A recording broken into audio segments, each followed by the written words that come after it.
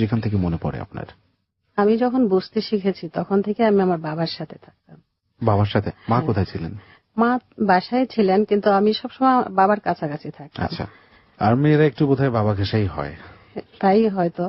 তখন ছোটবেলা বাবার সাথে মাছ ধরতে যেতাম নদীতে, তারপর ইরি খেতে যেতাম, বাবা পানি দিতেন। আমাদের একটা সেলো মেশিন ছিল, ওটা দিয়ে ধানের খেতে যখন পানি দিতেন আমি ভাতরে ভাতরে হাঁটতাম, বাবার জন্য ভাত নিয়ে যেতাম। আমার খুব মজা লাগতো। বাবা কি করতেন ওই সময়? আমার বাবা কৃষক। আচ্ছা, আমার বাবা নিজের জমিতে পানি দিতেন এবং অন্যের জমিতেও পানি দিতেন। সেলো মেশিন ছিল আমাদের, তো সেটা টাকার বিনিময় হতো আর কি। আচ্ছা, আমি যখন খুব ছোট তখন বাবার সাথে সাথে চকে যাই, তো বাবার সাথে বসে চকে ভাত খাই। ওই ভাতগুলো খুব মজার। আসলে জমির পাশে বসে ভাত খাওয়াটা যে এত মজার, যে না খেয়েছে সে কখনো সেটা বুঝবে না। যেমন আমি বুঝতে পারছি না, সেটাই আসলে খুবই মজার। এই সৌভাগ্যটুকু আমার হয়নি, আমি অনুভব করছি যে কেমন হতে পারে। ছোটবেলা মাছ ধরেছি বাবার সাথে। বাবা যখন জাল পেতে মাছ ধরতে, অনেক মাছ ধরতো, তখন আমি সব একটা একটা করে টুকে টুকে টুকে টুকে যখন খাঁচায় ফেলতাম, আমার খুব মজা লাগতো। আমাদের ছোট্ট ডুলা ছিল, বাঁশের কঞ্চি দিয়ে বানানো, ডুলা বলা হয় আর কি, আমাদের গ্রামে সেটাকে ডুলা বলে। সেখানে আমি সব ভরতাম মাছগুলো। আচ্ছা, এই জিনিসগুলো যারা করেছেন, মানে লাখ লাখ মানুষ শুনছেন, যারা ফিল করতে পারছেন তারা নিশ্চয়ই ঢুকে গেছেন অলরেডি গল্পের মধ্যে। আপনি খুব সুন্দর করেই বলছেন, আপনার জীবনের গল্পটা আসলেই অনেক অন্যরকম হবে, এটা এতটুকু আভাস আমি দিচ্ছি। কারণ উনি খুব সুন্দর করে বলছেন যে একেবারে ইমাজিনেশনের জগতে আপনাকে নিয়ে যাবেন আজকে ওনার জীবনের গল্প দিয়ে। তারপর আমাদের পাশের গ্রামে হাট বসতো শুক্রবার এবং সোমবার, সপ্তাহে 2 দিন হাট বসে। আমি প্রতি হাটে বাবার সাথে সাথে বাজারে যেতাম, যেটা আমার পছন্দ হতো আমার বাবা সেটাই কিনে দিতেন। বিশেষ করে তখনকার ওই যে হাট বসে, সেই হাটের ডাকে আমাদের গ্রামের ডাক নিত হাটের, সেটা বছরে একবার। সেই ডাকটা আমার বাবা নিতেন, বিশেষ করে ওই যে টোল তোলে যেটা আর কি, এখনো আছে হয়তো শহরে, কিন্তু আমাদের গ্রামে আর সেটা এখন নাই। তো আমি যে মাছটা ধরতাম সেই মাছটাই বাবা আমার ব্যাগে তুলে দিতেন। মাছওয়ালা এবং আমার বাবা দুজনে যে দামটা বলতেন, ওই মাঝখানে একটা দাম বলে দিতাম, ঠিক আমার দামটাই ওনারা গ্রহণ করতেন এবং সেই মাছটা আমি নিয়ে আসতাম। সেখানে একটা মিষ্টির দোকান ছিল। আমি ছোটবেলা থেকে মিষ্টি খেতে খুব পছন্দ করি, তো প্রতি সপ্তাহে বাবা আমাকে সোমবারে 1 পোয়া মিষ্টি 1 পোয়া মাঠা, আবার শুক্রবারে 1 পোয়া মিষ্টি 1 পোয়া মাঠা কিনে দিতেন। আমি বসে বসে খেতাম। যেদিন আমার বেশি টাকার প্রয়োজন হতো বাবাকে বলতাম যে বাবা আমি আজকে খাবো না, তুমি আমাকে টাকাটা দাও, আমি খেয়ে নিব, আমার সাথে যেতে হবে না। আপনি টাকাটা দিয়ে কি করতেন? 2 টাকার ঝালমুড়ি কিনে খেয়ে চলে আসতাম। বাকি টাকা দিয়ে ফেরিওয়ালার কাছ থেকে ক্লিপ, রাবার, ব্যান্ড এগুলো কিনতাম। এগুলোই কিনতেন? হ্যাঁ, বিশেষ করে চুলের এইগুলোই কিনতাম আর কি। আমার খুব মজা লাগতো। আমার বব কাট চুল ছিল তো ছোটবেলা, তো ওইগুলো ক্লিপ গুলো ছোট ছোট করে লাগাই রাখলে আমার খুব ভালো লাগতো। আচ্ছা, তখন বয়স কত ছিল? স্কুলে ভর্তি হননি তখনও? হ্যাঁ হয়েছে, তখন ক্লাস 2 বা 3 পড়ি আমি। আস্তে আস্তে আমি যখন ক্লাস 5 উঠলাম, আমি সবগুলো অঙ্ক নামতা আমার বাবার কাছ থেকে শিখেছি। বাবা রাতে শোয়া শোয়া আমাকে গল্পের ছলে ছলে সবগুলো নামতা পড়াইছেন। 2 অক্ষে 2, 2 দুগুণে 4। আমার বাবা নিজে পড়াশোনা করেননি, কিন্তু আমাদের 5 ভাই বোনকে সবাইকে পড়াশোনা করিয়েছেন। আমি আমার বাবার কাছ থেকে সবগুলো অঙ্ক শিখেছি, নামতা শিখেছি। যখন অঙ্কগুলো করতে বসতাম বাবা আমাকে বলতেন তুমি অঙ্কটা পড়ো তো। আমি অঙ্কটা পড়তাম, কিন্তু পড়ার সাথে সাথে উনি আমাকে যোগফলটা বলে দিতেন বা বিয়োগফলটা বলে দিতেন, কিন্তু সাজানোটা আমাকে বলে দিতে পারতেন না। তখন আমি নিজে নিজে নিজে নিজে সেটাকে আবার সাজিয়ে আবার অঙ্কের আকারে করে ফলটা বসিয়ে দিতাম। তখন বাবাকে বললে বাবা খুব খুশি হতেন যে হ্যাঁ এই ফলটা তোমার হয়েছে। আচ্ছা, আস্তে আস্তে যখন আমি বড় হতে থাকলাম, আমি যখন ক্লাস 5 পড়ি, তখন আমি আমার গ্রাম থেকে বৃত্তি পরীক্ষা দিই আমাদের প্রাইমারি স্কুল থেকে, কিন্তু আমি পাশ করতে পারি নাই, বৃত্তি পাইনি। ছাত্রী হিসেবে ভালো ছিলেন? ভালো ছিলাম, আমি অঙ্কে সব সময় 100তে 100 পেতাম, 99 পেতাম, কিন্তু বৃত্তি পাইনি। তো ওই সময় থেকে ক্লাস 5 যখন পড়ি তখন থেকেই আমার আশেপাশের যে আমার চাচাতো ভাই বা ফুফাতো ভাই এরকম বেশ কয়েকজন মানে আমাকে প্রেমপত্র দিতে থাকে। আসলে ওই মুহূর্তে আমি প্রেমপত্র কি জিনিস আমি জানি না। তখন কি 5 পড়ছেন? হ্যাঁ, আমি তখন ক্লাস 5 পড়ি। আচ্ছা, আগে থেকে কি ব্যাপারটা ছিল নাকি আমাদের দেশে যে একেবারেই ছোট বাচ্চাদেরকে প্রেমপত্র দেওয়া? আমি অনেকগুলো গল্পই শুনেছি এই অনুষ্ঠানেই। থাকতে পারে, কিন্তু আমি আসলে দেখতে তখন মোটামুটি ভালোই সুন্দরী ছিলাম। ববকাট চুল ছিল, স্কার্ট পরতাম, হাই হিল জুতা পরতাম। আমাদের গ্রামের মধ্যে এই জিনিসগুলো খুব রেয়ার ছিল, মানে ফ্যাশনেবল ছিল। ফ্যাশনেবল ছিলাম। দেখতে অসুন্দর এখনো নন আপনি। বিশেষ করে আমার মামার বাড়ির সবাই তো এইভাবে চলতো, তা আমি এই কালচার গুলো আমার মামার বাড়ি থেকে পেয়েছিলাম আর কি। আচ্ছা, তার মানে আপনি গ্রামের এক সম্ভ্রান্ত পরিবারের মেয়ে ছিলেন এবং আপনার ফ্যামিলিতে কোনো অভাব অনটন ছিল না। প্রিয় শ্রোতা এই জায়গাটা একটু মনে রাখবেন। হ্যাঁ, তারপর ওই সময় আমি হাই হিল জুতা পরেছি, আচ্ছা। স্কার্ট পরেছি, বব কাট চুল রেখেছি। তো এগুলো দেখে বেশ কিছু ছেলে আশেপাশে কেউ প্রেমপত্র দেয়, কেউ রুমাল দেয়, কেউ চিঠি দেয়। আমি আসলে এই জিনিসগুলো তখন বুঝতাম না। প্রেম কি জিনিস সেটা আমি বুঝতাম না। সবার সাথে তুই তাই করে কথা বলতাম। বিশেষ উচ্ছৃঙ্খল বা উচ্ছল একটা তরুণী যেরকম হয় আর কি, আমি ঠিক ওরকমই ছিলাম। পরে হঠাৎ আমার মাথায় একদিন ঢুকলো যে এক একজন এক এক রকম ভাবে লিখছে, আমি কি করব এখন। কিন্তু এই জিনিসগুলো আমি কারোর সাথে শেয়ার করতে পারছি না। আমার পাশে একটা খালা ছিলেন, রাশেদা খালা। তো খালা তখন 9-এ পড়ে, আমি 5-এ পড়ি। আমি খালার সাথে শেয়ার করলাম যে খালা দেখো তো এই জিনিসগুলো কি কি। আমি কারো চিঠিই পড়তাম না। পরে খালা বলল কি যে এগুলো তোমাকে ওরা ভালোবাসে তাই তোমাকে দিচ্ছে। তো ভালোবাসা আবার কি জিনিস? খালা বলে তুমি বুঝবা, একটু আস্তে আস্তে বুঝবা। পরে বললাম যে 4 জন দিছে, আমি কি করব? খালা আমাকে প্রশ্ন করলো যে এই 4 জনের মধ্যে তোমাকে কাকে ভালো লাগে? পরে আমি বললাম যে খালা ওই আমার এক চাচাতো ভাই ছিল, ওর বাবা মা আবার আমাদের বাসায় ও যখন আসতো আমার মা বাবাকে বলতো যে এই তোদের জামাই দিয়ে গেলাম। আচ্ছা। ফ্যামিলি থেকে। তো তখন আমি খালাকে বললাম খালা ওই চাচি তো এই কথা বলে আমাদের বাসায় আসে। তাহলে তুমি ওকে নিতে পারো। আচ্ছা। পরে ওর চিঠিটার একটা জবাব দিতে বললাম খালাকে। খালা তুমি লিখে দাও। আমি কি লিখবো আমি তো জানি না। আচ্ছা। তো দ্বিতীয় চিঠিতে ও আমাকে লিখছে প্রিয়তমা শিরি। আচ্ছা। লাস্টে ইতিতে লিখছে ইতি তোমার ফরহাদ। হ্যাঁ, বুঝতে পেরেছি। শিরি যখন আপনি, উনি তখন ফরহাদ হবেন। ফরহাদ। তো পরে ওই চিঠিটা নিয়ে আমি দৌড়ে আবার খালার কাছে গেছি। আচ্ছা খালা শিরিকে? আচ্ছা। আর ওর নাম কি ফরহাদ? পরে খালা বলে কি আরে না বোকা, লাইলি মজনু শিরি ফরহাদ ওদের প্রেম কাহিনী আছে তাই লিখছে। ও তাই? আসলে আমি তো জানি না শিরি বা কে আর ফরহাদি জানার তো কথাও না ওই বয়সে। পরে আমি ক্লাস 6-এ উঠলাম, এক এক করে ওর চিঠির উত্তর আমিও দেই, ও দেয়। কিন্তু আমাদের তো গ্রামের বাড়ি, এই জিনিসগুলো গোপন থাকে না। প্রতিটা পাড়ায় ছড়াই গেল। আমার বাবা মা জানলেন, ওর বাবা মা জানলেন। চিঠিগুলো মানে হাতে হাতে কাউকে দিয়ে পাঠাতেন? না, ওই আমার খালার কাছে দিতেন। আচ্ছা, ওনার কাছে দিতেন। আচ্ছা, খালার কাছে দিতেন, খালাই আমাকে দিতেন। আর যে চিঠিটা দিত যে ফরহাদ, তার বয়স কেমন ছিল তখন? তখন ও ক্লাস 10-এ পড়ে। আচ্ছা, যথেষ্ট ম্যাচিউর প্রেম করার জন্য বোধহয়। হ্যাঁ, কিন্তু আমি তো ম্যাচিউর না। আপনি তো ম্যাচিউর না। পরে খালা আমাকে বুঝাই দিত, যে জিনিসগুলো আমি বুঝতাম না ওই খালা আমাকে সেই জিনিসগুলো বুঝাই দিত। খালা পড়তো, খালাই লিখে দিত। আসলে আমার তো হাতের লেখাও তখন খুব একটা ভালো না। তো গ্রামে ছড়ায় পড়লো রিউমারের মতো। পরে আমার বাবা মা বিরুদ্ধে চলে গেলেন, ওর বাবা মাও তখন বিরুদ্ধে। আগে যখন আমাদের বাসা আসতো তখন বলতো যে জামাই দিয়ে গেলাম, আর এখন আর সেটা ওনারা পছন্দ করতেছে না। একদিন আমরা ওই খালাদের বাসায় দেখা করতাম, গিয়ে ওর মা আমার চুলের মুঠি ধরে ওইখান থেকে আমার উঠায় নিয়ে আসছে, যাতে আমি ওর সাথে দেখা না করি। হ্যাঁ, আমার রিলেটিভ হতো নাকি? হ্যাঁ, আমার রিলেটিভ, আমার চাচি।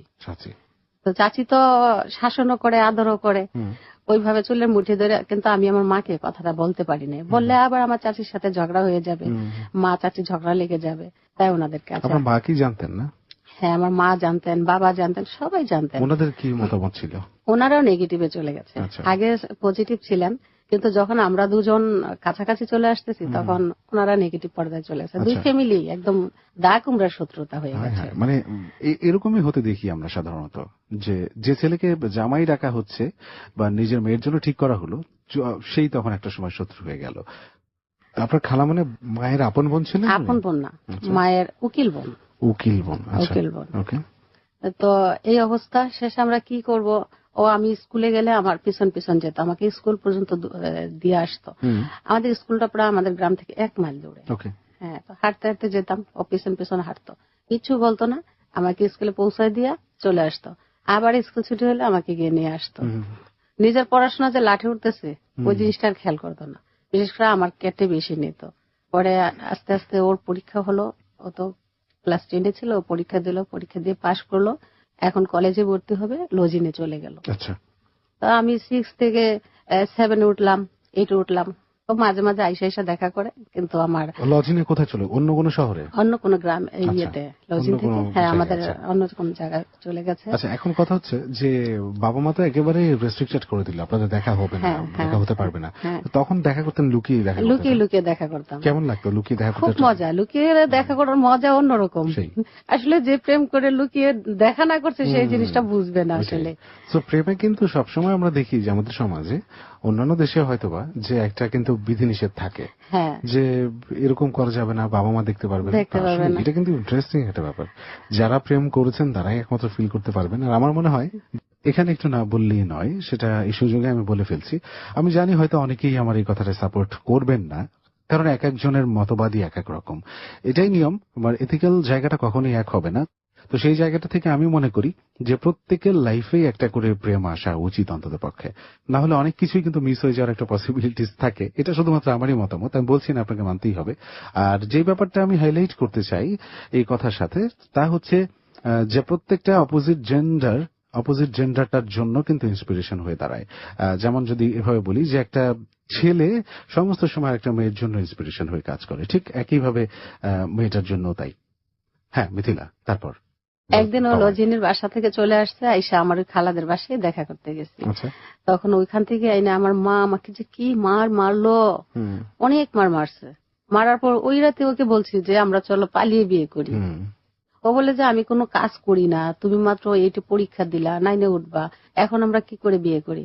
যদি তুমি আমাকে বিয়ে করো, আর না হয় আজকে থেকে আমার আশাবাদ। আচ্ছা, এটা আপনি বললেন? আমি বললাম। পরে ও বলল কি যে কিভাবে কি করি, কারো হাতেই টাকা পয়সা নাই, কি করব? আমার একটা মাটির ব্যাংক ছিল, ওই ব্যাংকটা ভেঙে আমি কত পাইছি, 400 টাকার মতো পাইছি। হ্যাঁ, 400 টাকার মতো পাইছি। আর ও বন্ধু বান্ধবদের কাছ থেকে কিছু টাকা ধার নিছে। পরে আমাকে বলল যে ঠিক আছে চলো আমরা বেরিয়ে যাই। কারণ আমাকে অনেক মারছে, আমার মারার কারণে আমার গায়ে জ্বর চলে আসছে। যেদিন মারছে পর দিন আমরা সিদ্ধান্ত নিছি আজকেই বের হবো। যোগাযোগটা করলেন কিভাবে? ফোন তো ছিল না। না, ফোন ছিল না। ওই আমার খালার মাধ্যমেই। আচ্ছা, খালা কি সমর্থন করতেন? হ্যাঁ, খালা সমর্থন করতেন। খালাই আগে পরে সবকিছু জানতেন আর কি। পরে খুব মজার একটা বিষয়, আমার স্যান্ডেল যেটা আমি পায়ে দিতাম সবসময়, ওই স্যান্ডেলটা আমি ব্লেড দিয়ে কাটছি। আচ্ছা, কেন? কাইটা আমি যাতে ওই যে সোজতা গুলো পড়তে পারি, কারণ সোজতা যদি এমনিতে পড়ি তখন তো মা বোনেরা সন্দেহ করতে পারে। তখন আমি করছি কি, স্যান্ডেলটা কেটে, ফিতাটা কেটে ফালাই দিছি। ফালাই দিয়ে বলি যে আমার স্যান্ডেলটা ছিঁড়ে গেছে, সোজতা গুলো পায়ে দিছি, পায়ে দিয়ে বের হয়ে গেছি। ওই যে খালার বাসা থেকে একটু আসি, এরকম করে 2-3 বার বের হয়েছি। একটা একটা করে কাপড় আরেক পাশের বাড়িতে নিয়ে আমি রাখছি। কি করব, সবগুলো কাপড় তো আমি একসাথে নিতে পারবো না। একটা একটা করে 4 বারে 4টা কাপড় নিচ্ছি। নেয়ার পর তারপরে ওই সোজতা গুলো পরে বলছি যে ওদের বাসা থেকে আসি। পাশের বাড়ির নাম বলছি, ওই পাশের বাড়িতে 10 মিনিট বসে আবার ওই পাশের বাড়িতে বলছি যে ওই বাড়ি থেকে আসি। আরেক বাড়ির কথা বলছি, পরে আরেক বাড়িতে গিয়ে বলছি ওই বাড়ি থেকে আসি। এরকম করতে 4টা বাড়ির নাম বলছি, বললে 4টা বাড়ি খুঁজতে খুঁজতে যাতে আমি চলে যেতে পারি। পরে ওকে নিয়ে, ওর 2 চাচাতো ভাই ছিল, ওর 2টা ফ্রেন্ড ছিল, আমার সাথে কেউ ছিল না। আমরা প্রায় 7 জন। আমরা তখন আমাদের ওখানে রাস্তাঘাট খুব একটা ছিল না, এই চকের মাঝখান দিয়ে আমরা হাঁটতে হাঁটতে হাঁটতে মেইন সড়কে উঠছি। আচ্ছা, মানে খুব বড় রিস্ক নিয়ে ফেলছেন। অনেক রিস্ক। আপনি একটা মেয়ে, তারপরে আপনি ক্লাস 8-এ পড়ছেন। 8-এ শেষ করছি, তখন আমি 9-এ পড়ছেন। যাই হোক, সময়টা কিন্তু এখন না, সময়টা আরো বেশ অনেক বছর আগের কথা। 32 বছর আগের কথা। 32 বছর আগের কথা। বাবা, এই সময় এরকম একটা সাহসিকতা নিয়ে আপনি বের হয়ে গেলেন প্রেমের জন্য। প্রেম ব্যাপারটাকে আমি সাপোর্ট দিলেও এই মুহূর্তে আমি ব্যক্তিগতভাবে আপনার এই বাড়ি পালানোর ব্যাপারটাকে সাপোর্ট করছি না। প্রেম ভালোবাসা এগুলো হয়ে যায়, এগুলো আপনি যে বাড়ি পালানোর ইনিশিয়েটিভ নিলেন, এটা যে আপনি জোর করে কারোর সাথে কোনো বিপদে পড়ে নিচ্ছেন সেটা নয়। আপনার ক্ষেত্রে যেটা হয়েছে, আপনি তার সাথে একটা বোঝাপড়ার পরেই আপনি বাড়ি পালাচ্ছেন। পালিয়ে গিয়ে তো আপনারা বিয়েই করবেন। বিয়ে মানে কিন্তু আপনাদের দুজনের বিয়ে নয়, এখানে দুটো ফ্যামিলির রিলেশন রয়েছে, অনেক কিছু এখানে বিষয় আছে। কারণ একটা ব্যাপার, প্রচলিত একটা কথা আছে, আপনারা জানেন যে আবেগ এবং বিবেক দুইটা ব্যাপার কিন্তু একসাথে করে ডিসিশন নেওয়া যায় না। আবেগে আপনি অনেক ইনিশিয়েটিভ নিয়ে ফেলতে পারেন, সেটা কিন্তু পরবর্তী যখন বিবেক দিয়ে জাজ করবেন দেখবেন এটা ভুল। আরেকটা ব্যাপার হচ্ছে যে হুট করে অতি আনন্দে বা অতি দুঃখে কোনো ডিসিশন নিয়ে সেটাকে বাস্তবায়িত করার জন্য কোনো পদক্ষেপ নেওয়াটা কিন্তু ঠিক নয়। সো যেটাই করবেন অ্যাটলিস্ট সুচিন্তিত ভাবেই করতে হবে। যাক, এতটুকু বলার জন্য এটা বললাম। হ্যাঁ, তারপর পরে আমরা বের হয়ে গেলাম হাঁটতে হাঁটতে, প্রায় 1.5 থেকে 2 মাইল হাঁটার পর আমরা একটা রাস্তার উপরে উঠলাম, মেইন রাস্তার উপরে। পরে ওখান থেকে আমরা ওর ফ্রেন্ডের মামার বাড়িতে গেলাম, আমাদের কোনো আত্মীয় স্বজন না। ফ্রেন্ডের মামার বাড়িতে যাওয়ার পর ওরা আমাদের থাকতে দিল। থাকতে দেওয়ার পর ঠিক ভোর 5টার দিকে ওনারা একটা কাজে নিয়ে আসলো। ওকে। কাজে নিয়ে এসে আমাদেরকে বিয়ে পড়ালো। কিভাবে? আপনি তখন ক্লাস 9-এ পড়ছেন, বিয়ের বয়সও হয়নি। হ্যাঁ, বিয়ের বয়স হয়নি, কিন্তু কাবিন রেজিস্ট্রি করেনি, এমনি মুখে মুখে বিয়ে পড়ালো আমাদের। এটা কাজী অফিস থেকে? কাজী অফিস থেকে না, ওই যে হুজুর কাজী যেটাকে বলে আর কি, গ্রামে যেরকম থাকে আর কি। মানে কোনো কাগজপত্র নয়, না কাগজপত্র, ধর্মীয় ভাবে হয়তো। হ্যাঁ, ধর্মীয় ভাবে আমাদের বিয়ে পড়ালো। বিয়ে পড়ার পরে এখন আমরা কি করব, বাসায় যদি যাই আমার বাবা মা কি করে, তারপর ওর বাবা মা কি করে। এমনিতেই শুনছি ওই রাত্রে নাকি আমার বাবা লাঠি নিয়ে দৌড়াইছে ওর বাবাকে, যে আমার মেয়ে, তোমার ছেলে আমার মেয়েকে নিয়ে গেছে, কোথায় নিয়ে গেছে, আমার মেয়ে এনে দাও, নাইলে তোমাদের বাসা থেকে বের হতে দিব না। এরকমই হয়। হ্যাঁ, এরকম হওয়ার পর তাহলে এখন যদি বাসা যাই তাহলে তো আরো গন্ডগোল হতে পারে। পরে ও বললো চলো আমরা অন্য কোথাও চলে যাই। অন্য কোথাও কই যেতে পারি, খুঁজে খুঁজে বের করলো ওর খালার বাসা। সেটাও ছিল অনেক দূর, ফরিদপুর। আর বিয়েটা করলেন কার বাসায় যেন? বিয়ে করলাম ওর বন্ধুর মামার বাসা। বন্ধুর মামার বাসা। আচ্ছা। সেই মামাকে উকিল দেওয়া হলো। আচ্ছা, উনি কি সাপোর্ট দিলেন? হ্যাঁ, উনি সাপোর্ট দিলেন। আচ্ছা। উনি আগে থেকে আমাদেরকে চিনতেন, আমাদের গ্রামে আসতেন আগে থেকে আমাদেরকে চিনতেন। এই ব্যাপারটা একটু, এই যে মামা সাপোর্ট দিয়েছেন ঠিক আছে, কিন্তু মামা নিশ্চয়ই আজ করতে পেরেছিলেন যে এটার পেছনে একটা ঝামেলা কিন্তু রয়ে গেছে। হ্যাঁ, হতে পারে। সেক্ষেত্রে উনি একটু খোঁজ খবর নিয়ে, যাই হোক কি হয়েছে পরবর্তীতে দেখি। হ্যাঁ, উনি আমাদেরকে আগে থেকেই চিনতেন, জানতেন, তার জন্য উনি আমাদেরকে সাপোর্ট করেছে। পরে আমরা ফরিদপুর চলে যাচ্ছি, তখন আরিচা ঘাট থেকে বেরিয়েতে চলে ওই পাশে দৌলিদিয়া ঘাট নামি, ওখান থেকে ট্রেনে ওর খালার বাসায় যাই, রাজবাড়ি। এখন বোধহয় আলাদা জেলা হয়েছে, আমার সবটুকু জানা নাই। তখন রাজবাড়ি যাই, ওর খালার ওখানে আমরা প্রায় 14 দিন থাকি। ওখানে আমাদের খুব মজার মজার কিছু ঘটনা ঘটেছে। তো ওদের খালার বাসা থেকে, বাসায় নলকূপ ছিল না, হ্যাঁ, নদী ছিল পাশে, কয়েক কদম দূরে নদী ছিল। আমরা ভোরবেলা নদীতে গিয়ে বসে থাকতাম, সন্ধ্যায় নদীর পাড়ে গিয়ে বসে থাকতাম। বাহ, কি রোমান্টিক। আচ্ছা, এইসব বাড়ির জন্য টেনশন হতো না? বাড়ির জন্য তখন কোনো টেনশন হতো না, যে আমরা দুজন আছি, আর পৃথিবী যা খুশি তাই হয়ে যায়। এই তো শেরি ফরহাদের প্রেমই তো দেখতে পাচ্ছি। হ্যাঁ, বলেন।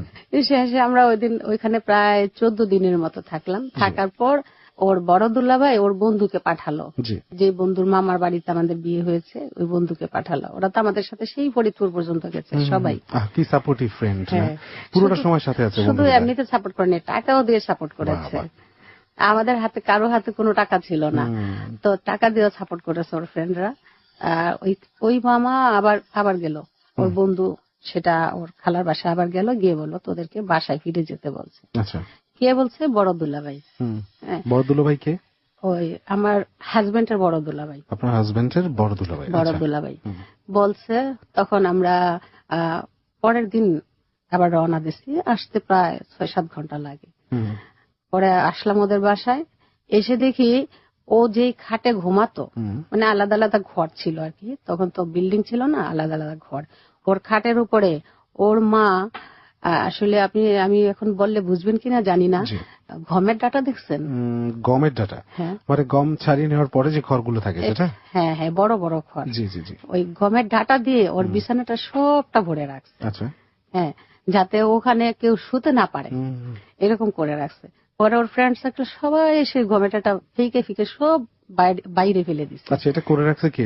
ওর মা। ওর মা করে রাখছে? আমার শাশুড়ি। আচ্ছা, আপনিও আসলেন ওর সাথে? না, হ্যাঁ, একসাথে আসছি। আচ্ছা, তার মানে তো আপনাদের বাড়িও তো কাছাকাছি? হ্যাঁ, কাছাকাছি, 3টা বাড়ি পড়ে। আচ্ছা, ঘুরে ফিরে আসলেন, রিস্ক নিলেন? হ্যাঁ, রিস্ক নিলাম। মনের মধ্যে কেমন অনুভূতি ছিল তখন? খুব ভয় ছিল। খুব ভয় ছিল না? খুবই ভয় ছিল। দূরে যখন ছিলেন, এই যে দুজনে পালিয়ে গেলেন, নদীর পাড়ে সকালে কাটাচ্ছেন, রাতে কাটাচ্ছেন, খুব অন্যরকম। তখন অন্যরকম। এবার এই যে ফিরে আসলেন, এখন খুব ভয় লাগতেছে। ভয় লাগছে। এই ভয়ের কি কি ঘটেছে সেগুলো আমরা শুনবো, একটা বিরতি নিয়ে ফিরছে। প্রিয় শ্রোতা, আপনি শুনছেন close up presence hello 8920। Mithila রয়েছে আজকে আমাদের এখানে, এবং উনি একজন সাকসেসফুল একজন মানুষ। উনি এভাবে জীবনটা শুরু করেছেন। ক্লাস 9-এ পড়াকালীন সময় উনি ঘর থেকে বেরিয়ে গেছেন, বিয়ে করেছেন, এবং সেই সাহসিকতাই হয়তো আজকে ওনাকে পরবর্তী জীবনে আরো অনেক সাহসী পদক্ষেপ নিতে হেল্প করেছে, যে কারণে আজকে উনি এখানে। ওনার জীবনের গল্পটা পুরোটা শুনবেন, আপনার জীবনে অবশ্যই এই গল্পটা কাজ করবে। আর যে সেতু আছে, মিথিলের কাছে ফিরছি। হ্যাঁ, তারপরে বলুন আপনি যেখান থেকে আমরা শেষ করেছিলাম। যখন আসলাম আমি আমার শ্বশুরের বাড়িতে, তখন ওর মা বাবা তো খুব রেগে আছে আমাদের উপর। তো ওর বোন জামাইটা আমাদের বাসায় আসে নাই, তো ওনাদের সামনে তো আমরা যেতে পারছি না। এখন কি করব, আসলাম সন্ধ্যায়, কিন্তু পেটে কিছুই নাই, এমন খিদা, সারা রাত খিদায় ছটফট করলাম, কিন্তু কোনো খাবার মিলল না কপালে। পরদিন সকালবেলা ওর এক চাচি, মানে শ্বশুরের বাড়িতে তো আসলেন, তারপর খাবার মিলল না? না, খাবার মিলল না। শ্বশুর শাশুড়ির কাছে যাইনি আমরা, সাহস পাইনি। দুজন যে যাবো আমরা সাহস পাইনি, কারণ পরে ওর দুলাভাই পরের দিন সকালে আসছে। তো সকালবেলা ওর এক চাচি এসে আমাদেরকে, বিশেষ করে আমাকে, ও তো বের হয়ে গেছে সকালেই বাসা থেকে, ওর চাচি এসে আমাকে দিল আটার রুটি দিল 2টা, আর এমন একটা প্লেট দিল, প্লেটের মধ্যে 3টা তালি। আগে গ্রামের বাড়িতে যে প্লেট গুলা থাকতো, টিনের বাসন বলে আর কি, যেটাকে ওই টিনের বাসনগুলো ছিদ্র হইলে আবার ওই ম্যাকার দিয়ে ওটাকে আবার ফুটোটা বন্ধ করা যেত, এইরকম একটা বাসনে আমাকে 2টা আটা রুটি দিল। আমি বাসনটা দেখে আমার এত খারাপ লাগছে, খাবো কি, আমার বমি চলে আসছে। শেষে খাইনি, না খেয়েই বসে আছি। পরে ওর ছোট বোন আসছে, বোনের জামাই আসছে, আইসা ওর বাবা মার কাছে আমাদেরকে নিয়ে গেল। নিয়ে যাওয়ার পর ওনাদের কাছে আমাদেরকে মাপ টাপ চাওয়াইলো, চাওয়ানোর পরে তারপর ওনাদের ঘরে গেলাম। তারপর আমার শাশুড়ি রান্না করে আমাদেরকে ভাত দিল খাওয়ার জন্য। মন থেকে মাফ করছে কিনা সেটা তো জানি না, কিন্তু ওই মুহূর্তের জন্য মাফ করছে। ওই মুহূর্তের জন্য মাফ করার পরে আমরা ওদের ঘরে গেলাম। ওটা বড় ঘর বলতাম আর কি, আর আমরা যে ঘরে থাকতাম সেটাকে ছোট ঘর বলতাম, যেহেতু মুরব্বীরা থাকে তাই বড় ঘর বলা হতো আর কি। পরে আমাদেরকে খাবার দিল, খাইলাম। বিভিন্ন মানুষ আসে আমাকে দেখতে, আশেপাশে সবাই আসে আমাকে দেখতে আসে, দেখে আর বলে, এই কি আছিস, কেমন আছিস, নাকে ফুল নাই কেন, এটা নাই কেন, ওটা নাই কেন, সব হবে আস্তে আস্তে। 3 দিন থাকার পর, 3 দিনের ওদের বাসায় যখন গেছি, আমার যে সালোয়ার কামিজ গুলো নিয়ে গেছি, আমাকে একটাও পড়তে দেয় নাই ওর বাবা। ওর বাবা খুবই রক্ষণশীল, ওর বোনদেরকে কাউকে পড়াশোনা করা নাই, এবং শুধু ছেলেটাকে পড়াশোনা করাইছে। ওর বড় 3 বোন, কোনো বোনকে পড়াশোনা করে না। ওরা কি করতো, ছাগল পালতো, শাড়ি পরতো। ওদের বিয়ে হয়ে গেছে তখন, আমার বিয়ের আগেই। কিন্তু আমাকে সালোয়ার কামিজ পরতে দিবে না। তখন আমি কি পরবো, আমি তো বড় হয়েছি সালোয়ার কামিজ পরে। ওরা বলতো এটা শয়তানের পোশাক, তখনকার দিনে আমাদের গ্রামে সেটাকে বলতো শয়তানের পোশাক, সালোয়ার কামিজ পরা যাবে না। ওর মা কি করলো, মোটা পাড়ের কাপড় আমাকে বের করে দিল। তারপরে ওইখানে ছিল একদম নরমাল পেটিকোট, এখন কুচি করা, এখন তো সসার পেটিকোট, কিন্তু তখন ছিল কুচি করা পেটিকোট। ওই পেটিকোট দিল, আমি এগুলা নিয়ে হা করে বসে আছি। আমি কিভাবে পরবো, আমি শাড়ি পরতে জানি না, আমি কিভাবে পরবো, বসে আছি। তারপরে ওর বোন জামাই 2টা ব্লাউজ সেলাই করে এনে দিল আমাকে। ওর বোন জামাই ছিল একটা দর্জি। 2টা কাপড় বের করে দিল, 2টা পেটিকোট বের করে দিল, 2টা ব্লাউজ এনে দিল আমাকে। পরে পাশের বাড়ির আমার এক ভাবি এসে আমাকে শাড়িটা পরায় দিল, বললো যে তুই এইভাবে পরবি। শাড়ি পরে বের হলাম ঠিকই, কিন্তু নিজেকে কেমন জানি বয়স্ক বুড়ি বুড়ি লাগতেছে, তখন আর ভাল লাগতেছে না, বুড়ি বুড়ি লাগতেছে। ওর মা দিল আমাকে রান্না করতে, আমি তো রান্নার জানি না। আমার বাবার বাসায় থাকতে আমি উল্টা হাতে ঘরটা ঝাড়ু দিই নাই, এইরকম অবস্থা। এখন আমি কি করে রান্না করব, ভাত যে কখন সিটে মানে হয় সেটা আমি জানি না। তারপরে দিচ্ছে আমাকে ভর্তা তেলে দিতে, শুটকির ভর্তা তেলে দিতে। আমি শুটকির ভর্তা কিভাবে তেলে দেয় সেটাও আমি জানি না। পরে পাশের বাড়ি ভাবিরে ডাকলাম, উনি বললো যে তুই এইভাবে বসা। ভাতটা দেখাই দিল, কতটুকু পানি দিব, কখন মার গালবো। উনি বসে থেকে আমাকে ভাত রান্না শিখাইছে, শিখায় তারপর ভর্তাটা তেলে দেওয়া শিখাইছে।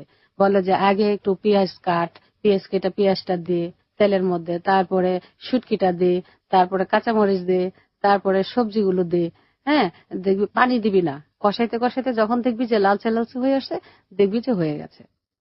মজার একটা কাহিনী হচ্ছে, যখন আমাকে ওই শাক ভাজি করতে দিচ্ছে, আমাদের কলুই শাক যেটাকে বলে আর কি, এই কলুই শাক যে ধুইতে হয় না সেটা আমি জানি না, কারণ আমি তো কখনো রান্নাই করিনি। কলুই শাক যে ধুইতে হয় না আমি জানি না। আপনি রান্না করে ফেললেন? না, ধুইতে হয় না সেটা। ধুইতে হয় না, আমার তো জানার কথা না। ধুইতে হয় না আর কি, ধুইলে ওটা থেকে প্রচুর পানি উঠে, সে পানিটা শুকায় না, আর লাল হয়ে যায় শাকটা। পরে আমি ভালো করে ধুইছি শাকটাকে, ধুয়ে 2-3 ধোয়া দিয়ে যখন ভাজি করতে গেছি, এখন দেখি খালি নিচ থেকে খালি পানি উঠে আর জাল দিতেই থাকি, পানি আর শুকায় না, আর শাক গেছে লাল হয়ে।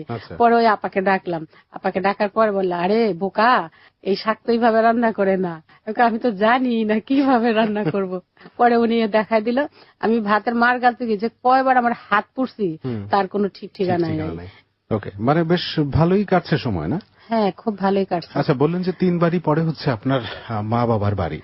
তা এর মধ্যে কি ওনাদের সাথে দেখা কথা হয় নাই? না, কারোর সাথে দেখা হয়নি, কারোর সাথে কথা হয়নি। আমার বোনেরা ভাইয়েরা কেউ আমাদের এই বাসায় আসতেন না। মানে এই ফ্যামিলি মেনে নিলেও আপনার ফ্যামিলি মানেননি? ওকে, ফ্যামিলি মেম্বার মানেনি। পরে ওদের বাসায় থাকতেছি। 6 মাস থাকার পর আমার শ্বশুরটা মারা গেছেন। আচ্ছা, শ্বশুর মারা গেছেন, তখন থেকে আমার হাজবেন্ডের মানে চেহারাটা কেমন যেন পাল্টে যাচ্ছে। হ্যাঁ, ও আর আগের মতো আমার কেয়ার করে না, আগের মতো নাই। তবে মাঝখানে একটা মজার ঘটনা ঘটছে। তখন আমার শ্বশুর আছেন। আমাদের গ্রামে ওই সময়ে 4টা বিয়ে হয়েছে। কার বউকে কে কত দামে শাড়ি দিবে, কে কেমন সুন্দর শাড়ি দিবে, একটা যেমন প্রতিযোগিতা লেগে গেছে। ওরা আমার হাজবেন্ড আমাকে একটা জামদানি শাড়ি দিছিল, অ্যাশ কালারের, খুবই সুন্দর। লাল পাড়ে অ্যাশ কালারের শাড়ি, খুবই সুন্দর। ওই দিন ও ঈদে গেছে। ঈদে যাওয়ার পর ওই আমার শাশুড়ির জন্য, আমার জন্য আর আমার শ্বশুরের জন্য কয়েকটা তালের বিচি, তারপর ডিম ভাজা, যে ডিম ভুনা করে না, ওইরকম আর কি, কয়েকটা নিয়ে আসছে। আমি আমার শ্বশুর শাশুড়ির সাথে বসে আছি। পরে ও বাবাকে দিল, মাকে দিল, দেওয়ার পর আমাকে একটু করে ইশারা দিল যাতে আমি উঠে আসি, আমাকে যাতে দিতে পারে। তার মানে ওর ইচ্ছে হলো আমরা দুজনে বসে একসাথে খাবো। পরে আমি উঠে আসলাম। উঠে আসার পর আমাদের ঘরে বসে আমি একটা তালের বিচি খাইছি আর ডিমটা হাতে নিছি। তখন আমার শাশুড়ি ডাকাডাকি শুরু করছে, এই তুমি ঘরে কি করো, এতক্ষণ কি করো, এদিকে আসো না, এদিকে আসো না। আমার ঘরে ওই খাটটা ছাড়া আমরা যে শুই, এছাড়া আর কিচ্ছু নাই, কোনো ফার্নিচার, কোনো আসবাব কিছু নাই। আর আমাদের ঘরে মাঝখানটা ছিল একটা পার্টিশন। ওই পাশে ছিল আমার শ্বশুর দুধ খাওয়ার জন্য একটা গাভী পালতেন। গাভীর যে আপনি বুঝবেন কিনা আমি জানি না, গাভীর যে গোবর হয় ওগুলা দিয়ে আমরা তখন তৈরি করতাম, লাকড়ির মতো আর কি, মুটটা বলে আর কি, ওগুলা তৈরি করতাম, ওগুলা দিয়ে আমরা রান্না করতাম, গহি যেটা বলে আর কি। আমি করলাম কি, ওই ডিম, তালের বিচি ওই গহির ইয়েতে নিয়ে লুকায় রাখলাম যাতে না দেখে। লুকাই যে রাখছি শুই, আমার আর মনে নাই। 3 দিন পর আমি যখন ওই পাশে গেছি, এমন পচা দুর্গন্ধ, মানে আমি টিকতে পারছি না। পরে গিয়ে ওগুলা নিয়ে দৌড়াই নিয়ে টয়লেটে ফেলে দিছি। পরে শাশুড়ি আস্তে আস্তে আমাকে নির্যাতন শুরু করলো। মানে শ্বশুর মারা যাওয়ার পর? হ্যাঁ, শ্বশুর মারা যাওয়ার পর থেকে শাশুড়ি নির্যাতন শুরু করলো। আর স্বামীটাও কেমন যেন চেঞ্জ হয়ে যাচ্ছে, রাতের পর রাত বাইরে থাকে, কোনো রাত্রে গভীর রাত্রে বাসায় ফিরে, আর কোনো রাত্রে ফিরেই না। আমি কি করব দিশাই পাই না। আর ওর মা আমাকে, ওর পাশাপাশি বোনদের বিয়ে হয়েছে, বোনদের বাসায় পাঠায় আমাকে কাজ করার জন্য। বাড়িতে তো কোনো কাজ নাই, কেউ গৃহস্থ করে না। ওর বোনেরা ধান, পাট, তারপরে মূলার দানা, সরিষা, এগুলা কাজ করে। আর এক বোন জামাই করে যে ইয়ের কাজ, সেলাইয়ের কাজ। তো আমি আবার টুকটাক নিজে ইচ্ছা করে সেলাইয়ের কাজ কিছু কিছু পারতাম। তো যখন ওদের ধান আসে তখন ওদের বাড়িতে পাঠায় ওর মা আমাকে ধান নিয়ে দিতে। তারপর ওর বোনের বাসায় যখন ঈদ আসে তখন ওর বোনের বাসায় পাঠায় হাতে সেলাই কাজ করে দিতে, কাপড়ের। এই জিনিসগুলো আমার বাবা মা দেখতে পারে না। হ্যাঁ, ওরা খুব কষ্ট পায়। বড় বোনের বাড়িতে যখন ধান নিতে যেতাম তখন আমার পাশাপাশি আমার বাবার বাসা, ওই বাসা থেকে সরাসরি আমাকে দেখা যেত, গ্রামের বাড়ি তো। পরে আমার বাবা এদিক দিয়ে বেড়া দিল যাতে আমাকে দেখতে না হয়, আমাকে যাতে বাসা থেকে দেখা না যায়। আমি যতটুকু কষ্ট পাচ্ছি অন্যের বাড়িতে কাজ করে, তার চেয়ে বেশি কষ্ট পাচ্ছে আমার মা, বাবা, ভাই বোনেরা। কারণ ওরা জানে আমি কখনোই উল্টা হাতে ঘরটাও ঝাড়ু দিই না বাসায়। তো আমি যখন ও মানুষের বাসায় কাজ করছি, নিজের বাসার কাজ রাইখা, তখন ওনারা খুব কষ্ট পেতেন। ওনারা তো জানতেন, মানে আপনার সাথে যোগাযোগ না রাখলেও হ্যাঁ দেখতে পেতেন। ওই পাশের বাড়িতে, বোনের বাড়িতে যখন যেতাম আমার মাদের বাড়ি থেকে দেখা যেত সরাসরি। এই কয়েক মাসে কি কোনো ধরনের যোগাযোগই হয়নি? না, কোনো যোগাযোগই হয়নি। পরে আবার বাসা থেকে ওই গোবর আমাকে মাথায় করে নিয়ে পুকুর পাড়ে নিয়ে তৈরি করতে হইতো। হ্যাঁ, ওইটা যখন আমাকে পুকুর পাড় থেকে দেখা না যায়, আমার বাবা ওই দিক দিয়েও বেড়া দিলেন যাতে আমাকে দেখা না যায়। আমি বুঝতে পারছি যে ওনারা কতটা কষ্ট পেয়েছে তখন।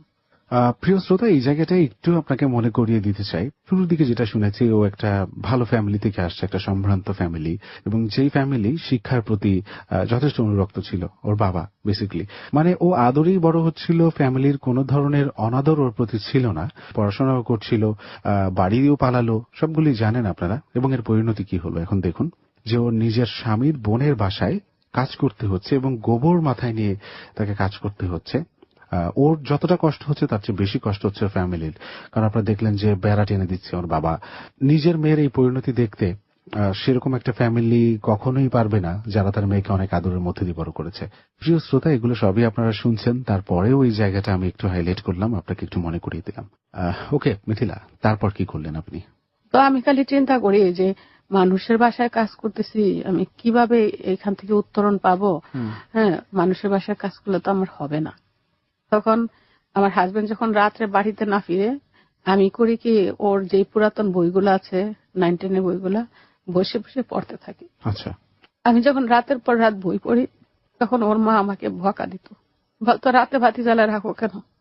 তখন বিদ্যুৎ ছিল না, খুব বকতো, তুমি কেন বাতি জ্বালা রাখো। আমি করতাম কি, গ্রামের বাড়ি তো সন্ধ্যার সময় খাইয়ে শুয়ে পড়তো। ওর মা যতক্ষণ না শুইত ততক্ষণ হারিকেনটা একদম কমাইয়া হাটের নিচে রেখে দিতাম। আচ্ছা। ওর মা যখন দেখতাম যে ঘুমায় পড়ছে, তখন আমি উঠতাম, উঠে হারিকেনটা জ্বালায় বসে বসে অঙ্ক পড়তাম, ইংরেজি পড়তাম, মানে পড়ার মধ্যে থাকতাম যাতে আমার সময়টা কাটে। এভাবে করতে করতে 4-5 মাস 6 মাস চলে গেল। আমি আর সহ্য করতে পারি না। ওর মা বিভিন্ন বাসায় পাঠায়, মরিচ পিষতে বলে, তারপরে গোবর ঘাটতে বলে, এগুলো আমি কন্টিনিউ করছি। বাবা মার কাছ থেকে কোনো যোগাযোগ পাচ্ছি না। স্বামী এরকম করে অবহেলা করে রাতের পর রাত বাইরে থাকে। আমি কেমন যেন হয়ে যাচ্ছি। পরে আমার ছোট বোনকে, পাশের বাড়ির এক ছোট ভাইকে দিয়ে বললাম আমার ছোট বোনটাকে ডেকে নিয়ে আয়। আচ্ছা। ওরা কেউ আসে না আমাদের বাসায়। ও আসার আগেই আমি পলিথিন ব্যাগে আমার সেই আগের সালোয়ার কামিজ গুলো ভরছি। ওরা বলছে কি যে পলিথিনটা ধর, আমি তোদের বাসায় চলে যাবো। বলছে না, আমি নিতে পারবো না, আমি যদি নেই বাবা আমাকে বকা দিবে, আমি আপনাকে নিতে পারবো না। বলছে তুই আমাকে নিস না, শুধু ব্যাগটা হাতে রাখ, আমার সামনে থাক। পরে ওরে বুঝাইতে বুঝাইতে ও একটা ধরলো, ধরার পর ওর সাথে ওই বাড়িতে গেলাম। কিন্তু কেউ আমার সাথে কথা বলে না, আমার বাবা না, আমার মা না, আমার ভাই বোনেরা কেউ আমার সাথে কথা বলে না। যে বাড়িতে কথা কেউ না বলে সে বাড়ি থেকে থাকা যায় না, সেটা সম্ভব নয়। এই বাড়ি থেকে কষ্ট পেয়ে ওই বাড়িতে চলে গেলেন, ওই বাড়িতে নিজের মা বাবা কথা বলছে না, কেউ আমার সাথে কথা বলে না। শুধু খাবারের সময় আমার মা বলে ভাত খেয়ে যা। আচ্ছা, এটা আরো কষ্টের কিন্তু, তাই না?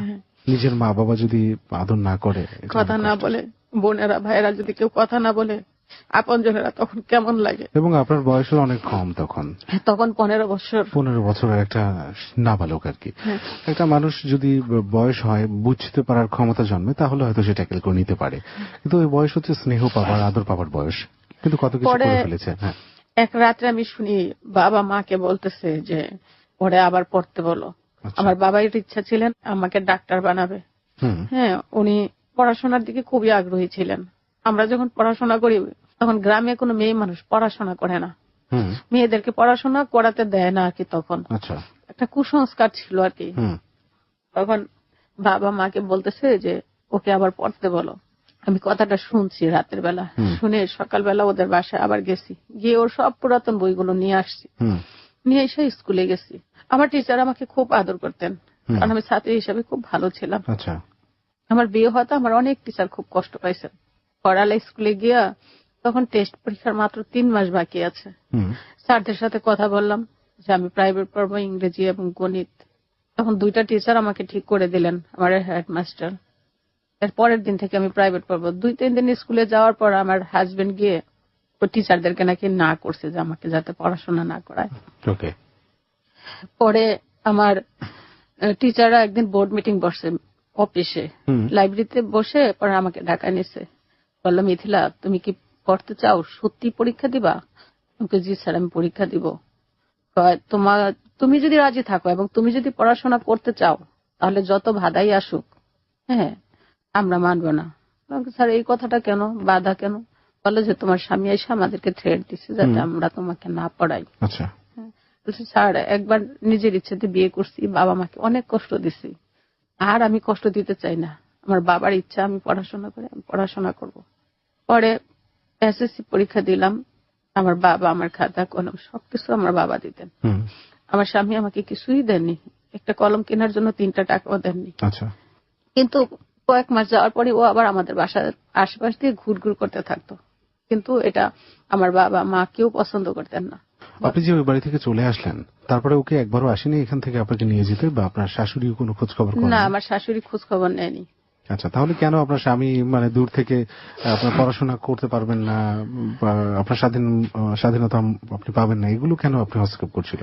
ও বলছিল ওর ফ্রেন্ড সার্কেল নাকি ওকে বলছিল যে এই মেয়ে যেরকম দেখতে আর এই যদি এসএসসি পাস করে ও তোর কাছে আর কখনোই ফিরে আসবে না। আচ্ছা, এই ইনসিকিউরিটি থেকে এই ভয়টা ওর ভিতরে কাজ করতো আর কি, যে আমি আর কখনো ওর কাছে ফিরে যাব না। পরে ও বাধা দিত। আমার বাবা যখন আমাকে কলম কেনার, বই কেনার, খাতা কেনার টাকা দিতেন, আমি ওই টাকা থেকে একটু একটু করে জমাতাম। ও আমাদের বাসার পাশে ঘুরঘুর করতো, এটা আমার বাবা মা পছন্দ করতো না বলে ওই জমানো টাকা থেকে ওকে আমি টাকা দিতাম। বলতাম যে তুমি আমার জন্য একটা নারকেল তেলের বোতল, একটা শুনো, 2টো সাবান নিয়ে এসো, তোমার হাতে যদি এটা দেখে হয়তো ওরা রাগ করবে না, তুমি নিয়ে এসো। যে নিজের স্বামী নিয়ে আসছে, হ্যাঁ, কিন্তু টাকাটা তো আপনি দিচ্ছেন। আমি টাকাটা দিতাম। ওর তো কোনো উপার্জন ছিল না। উপার্জন ছিল না। তারপরে আমি আমার মাকে, শুধু আমার মা জানতেন, আমি আর সবার চোখের আড়ালে আবার রাতের বেলা ওর বাসায় চলে যেতাম। আচ্ছা। ওর বাসায় চলে যেতাম, ভোরবেলা চলে আসতাম। একদিন যখন আমার বাবা টের পাইলেন, তখন আবার বাবা বকাঝকা শুরু করলেন। এভাবে আমি এসএসসি পরীক্ষা দেই, দেওয়ার পর আমি পাশ করি। তখনকার দিনে এখন যে এ গ্রেড বি গ্রেড এগুলো ছিল না, ফার্স্ট সেকেন্ড থার্ড, আমি হায়ার সেকেন্ড ডিভিশন পাই, ভালো রেজাল্ট করে পাশ করি। মাত্র টেস্টের আগে মাত্র 3 মাস পড়ছে, আমি 9ও পড়ি না, স্কুলে যাইনি, 10ও স্কুলে যাইনি। সেই হিসাবে আপনি ভালো স্টুডেন্ট, কারণ আপনার মেন্টাল অনেক প্রেশার ছিল, নিজের বাবা মার কাছ থেকে, হাজবেন্ডের কাছ থেকে, সবকিছু মিলে ভালো একটা রেজাল্ট করেছেন আপনি। কেউ তো আমার সাথে কথা বলতো না, আমি শুধু বই নিয়েই বসে থাকতাম, সারাক্ষণ বই নিয়ে বসে থাকতাম। রেজাল্ট করার পর আমার শাশুড়িকে রেজাল্টের মিষ্টি নিয়ে গেছি, উনি মিষ্টি ধরে না, খায় না। পরে আমার পাশের বাড়ি দাদি বলে যে তোমার বউ তো পাশ করছে। আমার শাশুড়ি বলে ও যে ওদের বাসা থেকে ঝগড়া করে চলে আসছি, তাই আমার শাশুড়ি বলে আমার যে বউ পড়ায়ও পাস, ঝগড়ায়ও পাস। পরে এসএসসি রেজাল্ট আউট হওয়ার পর আমার মা বাবার ইচ্ছা আমাকে নার্সিং এ ভর্তি করায় দিবে, আমি যাতে ও বাসায় না যাই। পরে নার্সিং এর ফর্ম বের হবে, আমার এক খালা ছিলেন, খালা না ঠিক বোনের মেয়ে ছিলেন, নার্সিং এ পড়াশোনা করে। ওই খালার সাথে যোগাযোগ করি কবে ফর্ম বের হবে, ওনারা সেই ইটে ঠিক করলেন। আমি আজকে যাব, কালকে যাব, পরশু যাব, এরকম করতে করতে ওই ডেট চলে গেছে। আমার ইচ্ছা না আমি নার্সিং এ ভর্তি হই। আমি আমার স্বামীকে খুব ভালোবাসি। আমি যদি নার্সিং এ ভর্তি হই, তখন শহরে গিয়ে যদি আমার মতটা চেঞ্জ হয়ে যায়, আমি যদি আর কখনো ফেরত না আসতে চাই, তার জন্য আমি নার্সিং এ ভর্তি হইনি। কারণ আপনি নিজেই ভয় পাচ্ছিলেন। মানুষ তো আসলে মানুষের মন পরিবর্তন হতে একদম মন পরিবর্তন হতেই পারে পরিবেশের কারণে, তার জন্য আমি যাইনি। আবার ওদের বাসায় চলে গেছি। আচ্ছা। আমাদের মসজিদের হুজুরকে নিয়ে, মা বলল হুজুরকে যে হুজুর ওখানে দিয়ে আসেন, ওরা কেউ নিতে আসছে না, আর আমার বাবা তো দিবে না। আচ্ছা। বাবা একদিন বাসায় নাই, আমি ওদের বাসায় চলে গেছি। আচ্ছা। ওর মাকে বুঝালো যে মা 2 দিন আগে পরে তো আসবেই, যেহেতু চলে আসছে থাক। আচ্ছা, মানে মায়ের আপত্তি কি ছিল? মা কি চাচ্ছিল না আপনি ফিরে আসেন? না, ওর মা চায় না যে আমি ফেরত যাই। আচ্ছা। পরে ওদের বাসায় গেলাম, যাওয়ার পর আমাদের ওই এলাকায় সুপারভিশনে একজন লোক নিবে, মহিলা, একটা এনজিওতে, বাংলাদেশ। তো আমার এক চাচা আনসার বিডিপিতে ছিলেন, ওই চাচা এসে আমার বললো কি যে ওখানে একটা লোক নিবে, তুমি কি চাকরি করবা? আমি করতে পারি। আচ্ছা, একটা সুযোগ আসলো না, চাকরিটা করতে পারে। এই মুহূর্তে আমরা একটা বিরতি নিচ্ছি প্রিয় শ্রোতা। যেখানে শেষ করেছিলাম প্লিজ আপনি সেখান থেকে যদি শুরু করতেন। পরে চাকরির যে অফারটা আসলো, আমি চাকরি করার জন্য রাজি হলাম, কিন্তু আমার শাশুড়ি, আমার স্বামী আমাকে চাকরি করতে দিবে না। স্বামীও দিবে না? না, দিবে না। কিন্তু স্বামী, মেয়েদের চাকরি করা ঠিক না, সংসারে মেয়েদের চাকরি করা ঠিক না, মেয়েরা বাসায় থাকবে, আমাকে চাকরি করতে দিবে না। আমি বললাম যে আমি ইন্টারভিউ দেই, ইন্টারভিউ দিলে তো আর চাকরি হয় না, আগে দেখি পারি কিনা। তো অনেক রিকোয়েস্ট করার পর বাসা থেকে বের হলাম আমার ওই চাচার সাথে। পরে যাওয়ার পরে আমরা 5 জন ইন্টারভিউ দিলাম। ইন্টারভিউতে ভাগ্যক্রমে আমি সিলেক্ট হলাম। খুব ভালো লাগলো যে 5 জনের মধ্যে আমি কিভাবে সিলেক্ট হলাম। পরে বাসায় আসলাম, বাসায় এসে বললাম কিন্তু ওরা কেউ খুশি না। আচ্ছা। কিন্তু আমার মা বাবা খুশি আমার চাকরির কথা শুনে, ওনারা খুব খুশি হলেন।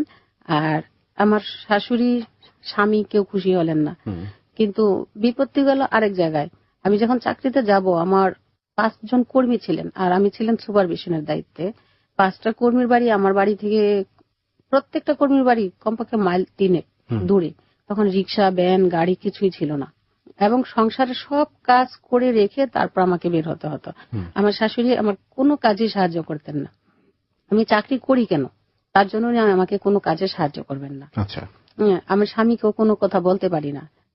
পরে আমি প্রতিদিন আমাকে কমপক্ষে 3 থেকে 4 মাইল, 4 থেকে 5 মাইল, 6 মাইল হাঁটতে হতো এক কর্মীর বাড়িতে কাজ দেখার জন্য।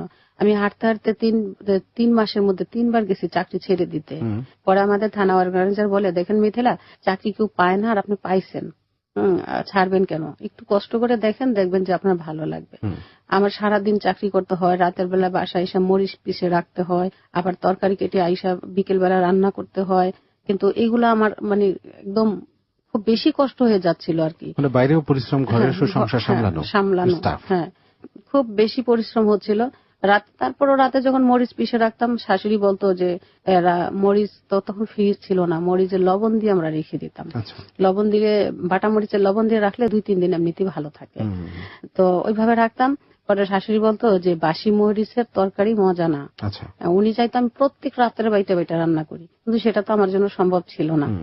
স্বামীকে বলতাম যে তুমি মরিচটা ভাঙিয়ে দাও, তারপর হলুদটা ভাঙিয়ে দাও। ও দিত না, ও তো চাকরি করো কেন, বাইটা খাও। আর আমার শাশুড়ি আমাকে কখনো ভাত খেয়ে যেতে বলতেন না। রান্না করতাম কিন্তু আমি খেয়ে যেতে পারতাম না, কারণ বউ মানুষ তো আগে খাওয়া যায় না। শ্বশুর শাশুড়ি বা স্বামীর রেখা আগের ভাত খাওয়া নাকি অমঙ্গলের লক্ষণ, গ্রামে বলতো আর কি। তা আমি আগে ভাতটা খেতে পারতাম না। শাশুড়িও বলতো না তুমি খায়া যাও। আমি রাস্তায় বের হয়ে, আমার এক দাদির দোকান ছিল, ওইখান থেকে 1.5 টাকা দিয়ে একটা ভাটার বন নিতাম। ওই ভাটার বন রাস্তা দিয়ে খাইতে খাইতে যেতাম। যখন রাস্তায় মানুষ দেখতাম তখন হাতটা লুকায় ফেলতাম কাপড়ের আড়ালে, যাতে কেউ দেখতে না পায়। এইভাবে আমি 6 মাস চাকরি করছি, সকালবেলা না খেয়ে গিয়ে। পরে আস্তে আস্তে শাশুড়িকে বললাম যে আমি ভাত খাইয়া যাই। উনি খাও সেটাও বলতো না, নাও করতো না। আস্তে আস্তে খাইয়া যাওয়া শুরু করলাম। 7 মাস চাকরি করার পর আমি প্রেগনেন্ট হয়ে গেলাম। আমার তখন আরো খারাপ অবস্থা, একদিকে হাঁটা চলা, আরেকদিকে এই সংসারের অশান্তি। আমি আস্তে আস্তে আস্তে আস্তে দুর্বল হয়ে যেতে পারলাম, বিছানায় লেগে গেলাম। অসুস্থ ছিলাম প্রায় 1-1.5 মাস। থাকার পর আস্তে আস্তে আবার স্বাভাবিক হলাম। আমি যে প্রেগনেন্ট, আমার জন্য যে আলাদা একটা যত্ন নিতে হবে, সেই খেয়ালটা আমার শাশুড়িরও নাই, আমার স্বামীরও নাই, বিশেষ করে ওর পরিবারের কারোরই নাই যে আমার জন্য একটা আলাদা যত্ন নিতে হবে। আমি একটা গর্ভবতী মা, কি খাইলে ভালো হবে, কি করলে কিছু হবে, ওদের কোনো কেয়ার নাই। আমি এইভাবেই চলতে থাকলাম, নিজে নিজে কাজ করতে থাকলাম, নিজে নিজে। আর এখন আর মরিচ পিষতে পারি না, নিজেই ভাঙ্গায় নিয়ে আসলাম। নিজে যেটা খাইতে মন চায় সেটা নিজেই বাজার করে নিয়ে আসি, আইসা এইরকম করি। ওই যে বিয়ের শুরুতে যে ঈদে আমার স্বামী আমাকে একটা শাড়ি দিছে, এরপরও আমাকে আর কোনো কিছুই কিনে দেয়নি। একটা শাড়ি বা একটা ব্লাউজ বা একটা 3 পিস কিছুই দেয়নি। আচ্ছা। আমি নিজে কামাই করে করে এগুলা নিতে থাকলাম। আমার মেয়ে জন্ম হলো, কিন্তু সেখানেও আরেকটা বিপত্তি। আমি যেমন অনাদরে এই সংসার আছি, আমার মেয়েটা অনাদরে বড় হতে লাগলো। মনে হয় যে যদি ওই মুহূর্তে আমার মেয়ে না হয়ে ছেলে হতো, তাহলে আমার ভাগ্যটা বুঝি আরেকটু পরিবর্তন হতো। কিন্তু সেটা হলো না, ভাগ্য আমার ঠিক আগের মতো রয়ে গেল। আমার মেয়েটা অনাদরে বড় হতে থাকলো। আমি যখন চাকরিতে যাই, সকালবেলা আমার মেয়েটাকে আমার মা এবং বোনদের কাছে দিয়ে যাই। আমার বড় বোন তখন আমাদের বাসায় থাকতেন, কারণ ওনার হাজবেন্ড ছিল বিদেশ। উনি আমাদের বাসায় থাকতেন বেশিরভাগ সময়। উনি আমার মেয়েটাকে লালন পালন করেছেন, আমার মা এবং আমার বোনেরা। তারপর আমি সিদ্ধান্ত নিলাম যে আমি আর একটু পড়াশোনা করব। যে চাকরিটা করি সেই চাকরিতে মাত্র 1200 টাকা। 1200 টাকার সংসার চলে না। আমি আর কি করতে পারি? স্বামী তো রোজগার করে না, কিছুই করে না, বেকার। আর কিভাবে কি কাজ করলে আমার সংসারটাকে আমি আর একটু ভালোভাবে করতে পারি? মেয়ে যেহেতু হয়েছে, অনেক খরচ, বাসায় রেখে যায়, দুধ লাগে, ফ্লাক্স লাগে, এটা সেটা অনেক কিছু লাগে। ওরা আমি সিদ্ধান্ত নিলাম যে আমি এই চাকরির পাশাপাশি যে পড়াশোনা করব এবং সেলাই কাজ করব। কিন্তু আমি যে একটা মেশিন কিনবো, সেই মেশিন কেনার মতো টাকা আমার কাছে নাই। তখন মাত্র 3600 টাকা একটা মেশিন। আচ্ছা, কিন্তু 3600 টাকা দিয়ে কেনার মতো সামর্থ্য আমার নাই। মানে আপনি তখন বেতন পাচ্ছিলেন যেটা মাত্র 1200 টাকা। 1200 টাকা পাচ্ছিলেন। 1200 এটা দিয়ে কি সংসারেই বেশিরভাগটা ব্যয় করতেন না? পুরোটাই সংসারে ব্যয় করতাম। আর তখন তো আমার গাড়ি ভাড়া লাগতো না, রিক্সা ভাড়া লাগতো না, আমার নিজের হাত খরচ কিছুই লাগতো না। আমি পুরোটাই সংসারে ব্যয় করতাম, কিন্তু সেটা তো হতো না। আমার চিন্তা, আমি আর কিভাবে আমার ইনকাম বাড়াতে পারি। পরে আমি ওই কিস্তিতে একটা সেলাই মেশিন আনি, 800 টাকা জমা দিয়ে বাটারফ্লাই থেকে একটা কিস্তিতে মেশিন আনি। সারাদিন চাকরি করতাম, রাতে সেলাই কাজ করতাম, করে আমি 275 টাকা করে কিস্তি দিতাম মাসে। আচ্ছা, মানে এটা কি সেলাই টাকা দিয়ে আপনি উপার্জন করতেন? সেলাই করে উপার্জন করতেন? সেলাই করে আমি উপার্জন করতাম। সেলাই করতেন কি, মানে আশেপাশে মানুষের জন্য? আশেপাশে মানুষের ব্লাউজ, পেটিকোট, সালোয়ার কামিজ, এগুলো আমি সেলাই করতাম। এগুলো পারতেন আপনি? এগুলো পারি নাই আমি, কখনো হাতে ধরে কেউ আমাকে শিখায় নাই। আমি নিজে নিজে, আমার বড় বোন সেলাই কাজ করতেন, ওনাকে দেখতাম এবং নিজে নিজে বাসায় বসে বসে পেপার কেটে আমি সেটা শিখছি। আচ্ছা, এটা কত বড় একটা সেলফ ইন্সপিরেশনের ব্যাপার। এটা কিন্তু এত সহজ একটা কাজ নয়। সহজ একটা কাজ নয়। মানে এটা দিয়ে এটাই প্রমাণ হয় যে প্রয়োজনে মানুষ কিনা পারে। হ্যাঁ, ঠিক তাই। আমি নিজে নিজে শিখে, আর বোনকে দেখছি, সেখানে তখন মাথায় একটা আইডিয়া ছিল, ওইখান থেকে আমি সেলাই কাজ করতাম। এবং প্রত্যেকটা মানুষ যারা আমার সেলাই করা ব্লাউজ পরছে, সালোয়ার কামিজ পরছে, সবাই স্যাটিসফাই। ওরা বলতো যে না, তোমার জামা কাপড় খুব ভালো হয়। তো সেলাই কাজ করতাম, ওইখান থেকে আমি মেশিনের টাকাটা জমা দিতাম, আমার মেয়ের দুধ কিনতাম, এইসব করতাম।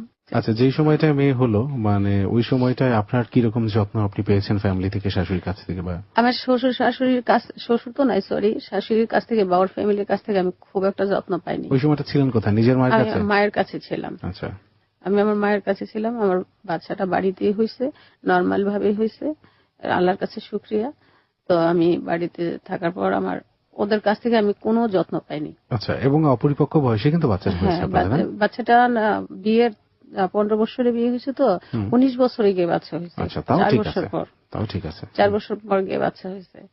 পরে চাকরি করতে যেতাম, ওই যে বাবার বাড়িতে রেখে যেতাম মেয়েটাকে। জি।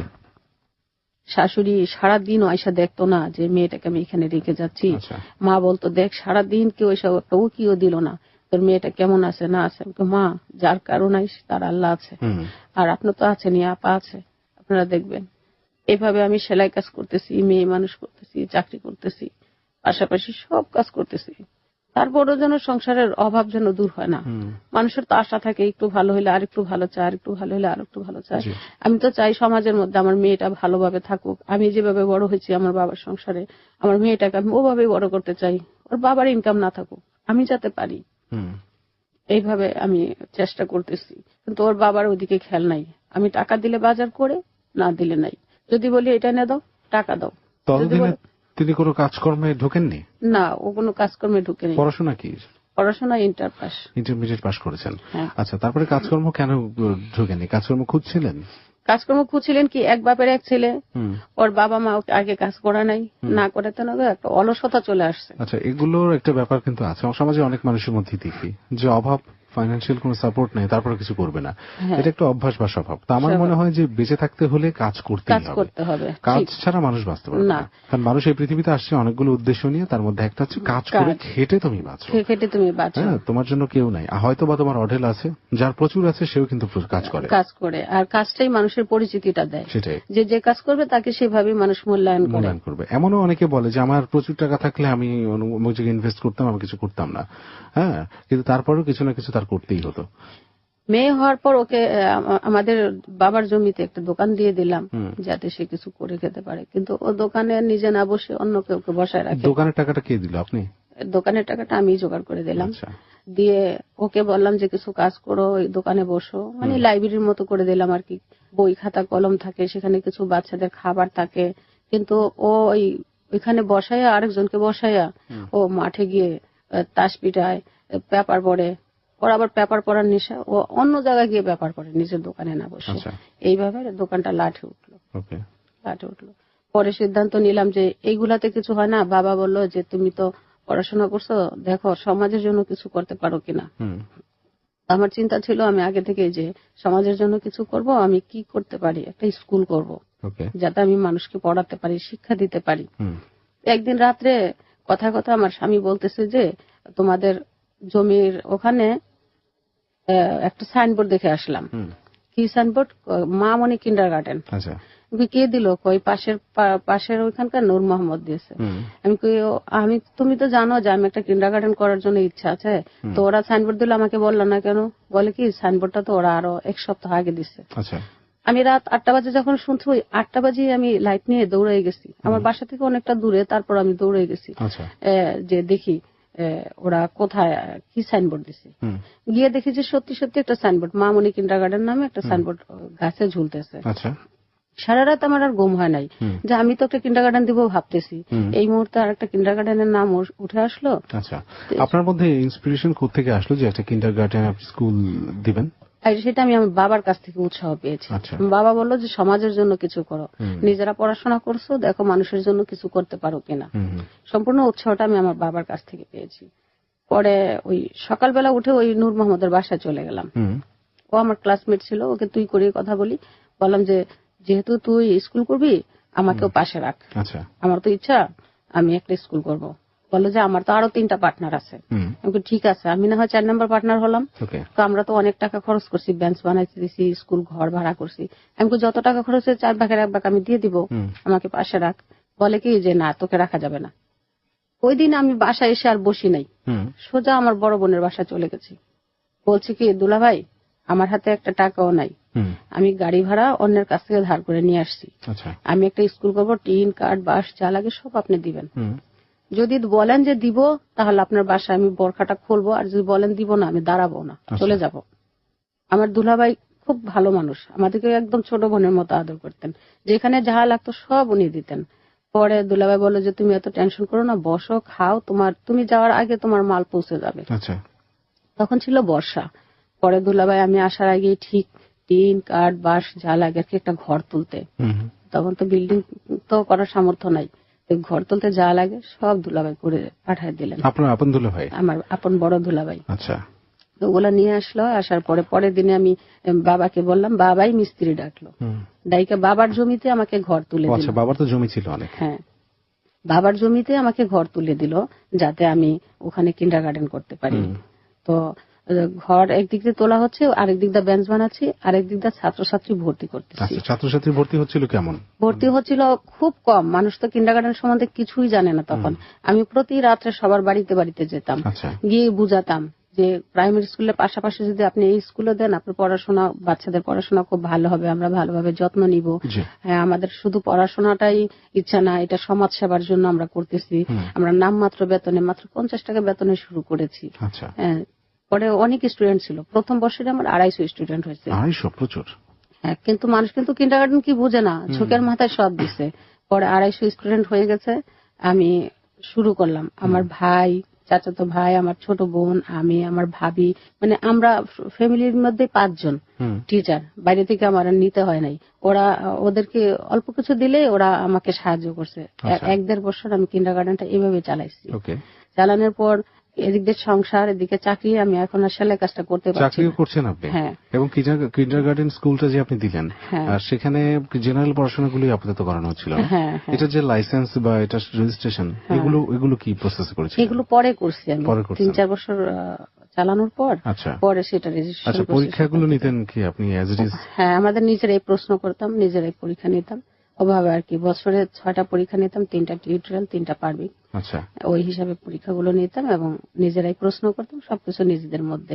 মানে এরকম একটা পরিস্থিতির মধ্যে থেকে এরকম একটা সেবামূলক একটা ইনিশিয়েটিভ বা পদক্ষেপ আপনি নিলেন, আপনাকে সম্মান জানাই। কারণ পড়াশোনা শেখানো, আপনি শিক্ষকতা করেছেন, শিক্ষকতা এখনো করছেন হয়তোবা, সেই গল্পগুলোতে আসবো। কিন্তু এই মুহূর্তে যেখানে এসে আমরা থামলাম সেটা হচ্ছে আপনি স্কুল করে ফেললেন, যেখানে আপনার কানাকুড়িও নেই, এরকম একটা কথা আমি বলতে পারি, তাই না? ঠিক, কানাকুড়ি নেই। চাকরি করছেন, মাত্র 1200 টাকা বেতন। এদিকে মেশিন কিনেছেন, সেলাই করে করে সেই মেশিনের কিস্তি টাকা দিচ্ছেন।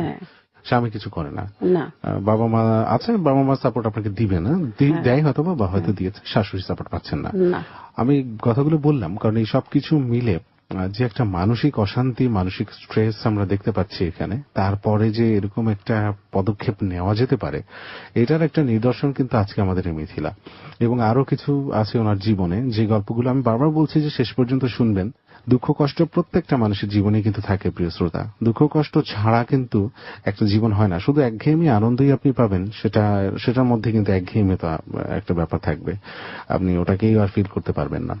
আবার যদি আপনি একঘেয়েমি কষ্টই ভোগ করেন, তাহলে এটারও কেমন যেমন মূল্য নেই, ওটারও তেমন মূল্য নেই। দুটোর সংমিশ্রণে একটা জীবন। সো এই যে কষ্টের পরেও যে মেন্টালি এত কিছু করার যে সাহসটা উনি পেয়েছেন, এবং আরো অনেক কিছু উনি করেছেন, যেগুলো আপনার সামনে আজকে আমরা উপস্থাপন করছি অনলি বিকজ অফ ইউ। আপনি এগুলো থেকে শিখবেন। একটা ছোট বিরতি নিচ্ছি প্রিয় শ্রোতা, কোথাও যাবেন না। 4 মিনিটের বিজ্ঞাপন বিরতি নিচ্ছি, তারপরেই মিথিলাকে নিয়ে আবারও ফিরছি। Close Up presents Hello 8920. Close Up. The closer, the better. Close Up presents Hello 8920. Close Up. The closer, the better. প্রিয় শ্রোতা, আরো একবার স্বাগত জানাচ্ছি আপনাদের সবাইকে ক্লোজ আপ প্রেজেন্টস হ্যালো 8920 তে। আরজি সেতু আছে আপনার সাথে এবং এবিসি রেডিও 89.2 FM আপনি শুনছেন। মিথিলার জীবনের গল্পটা আপনি শুনছেন। অনেক অনেক ইন্সপায়ারিং একটা জীবনের গল্প শুনছেন, এবং এই গল্পটা আপনার জীবনের উপরে পজিটিভলি অনেক অবদান রাখবে। কারণ এত কষ্ট সহ্য করার পরেও একটা মানুষ জীবনে কিছু করে বড় হওয়ার যে স্বপ্নটা দেখা, সেটাই হারিয়ে ফেলে, যেটা মিথিলা হারায়নি। মিথিলার কাছে যাচ্ছি, বেশি কথা আমি বাড়াচ্ছি না। তারপরে মিথিলা, যেখানে আমরা বিরতি নিয়েছিলাম তারপর থেকে প্লিজ। স্কুলটা যখন আমি করতেছি, আমার স্টুডেন্ট বাড়তেছে আস্তে আস্তে, তারপরে কাজ চলতেছে, পাশাপাশি আমি চাকরি করতেছি। আর স্কুলটা মেনলি আমার ছোট বোন দেখাশোনা করতেন। তখন আমি তো সময় দিতে পারতাম না, আমার যেহেতু একটা চাকরি আছে, তারপরে সংসারে মেয়ে আছে। আমার মাথায় আরেকটা কাজ ঢুকলো, আমি কি করতে পারি গ্রামের মানে যে বেকার মহিলাগুলো বসে থাকে তাদের জন্য আমি কি করতে পারি।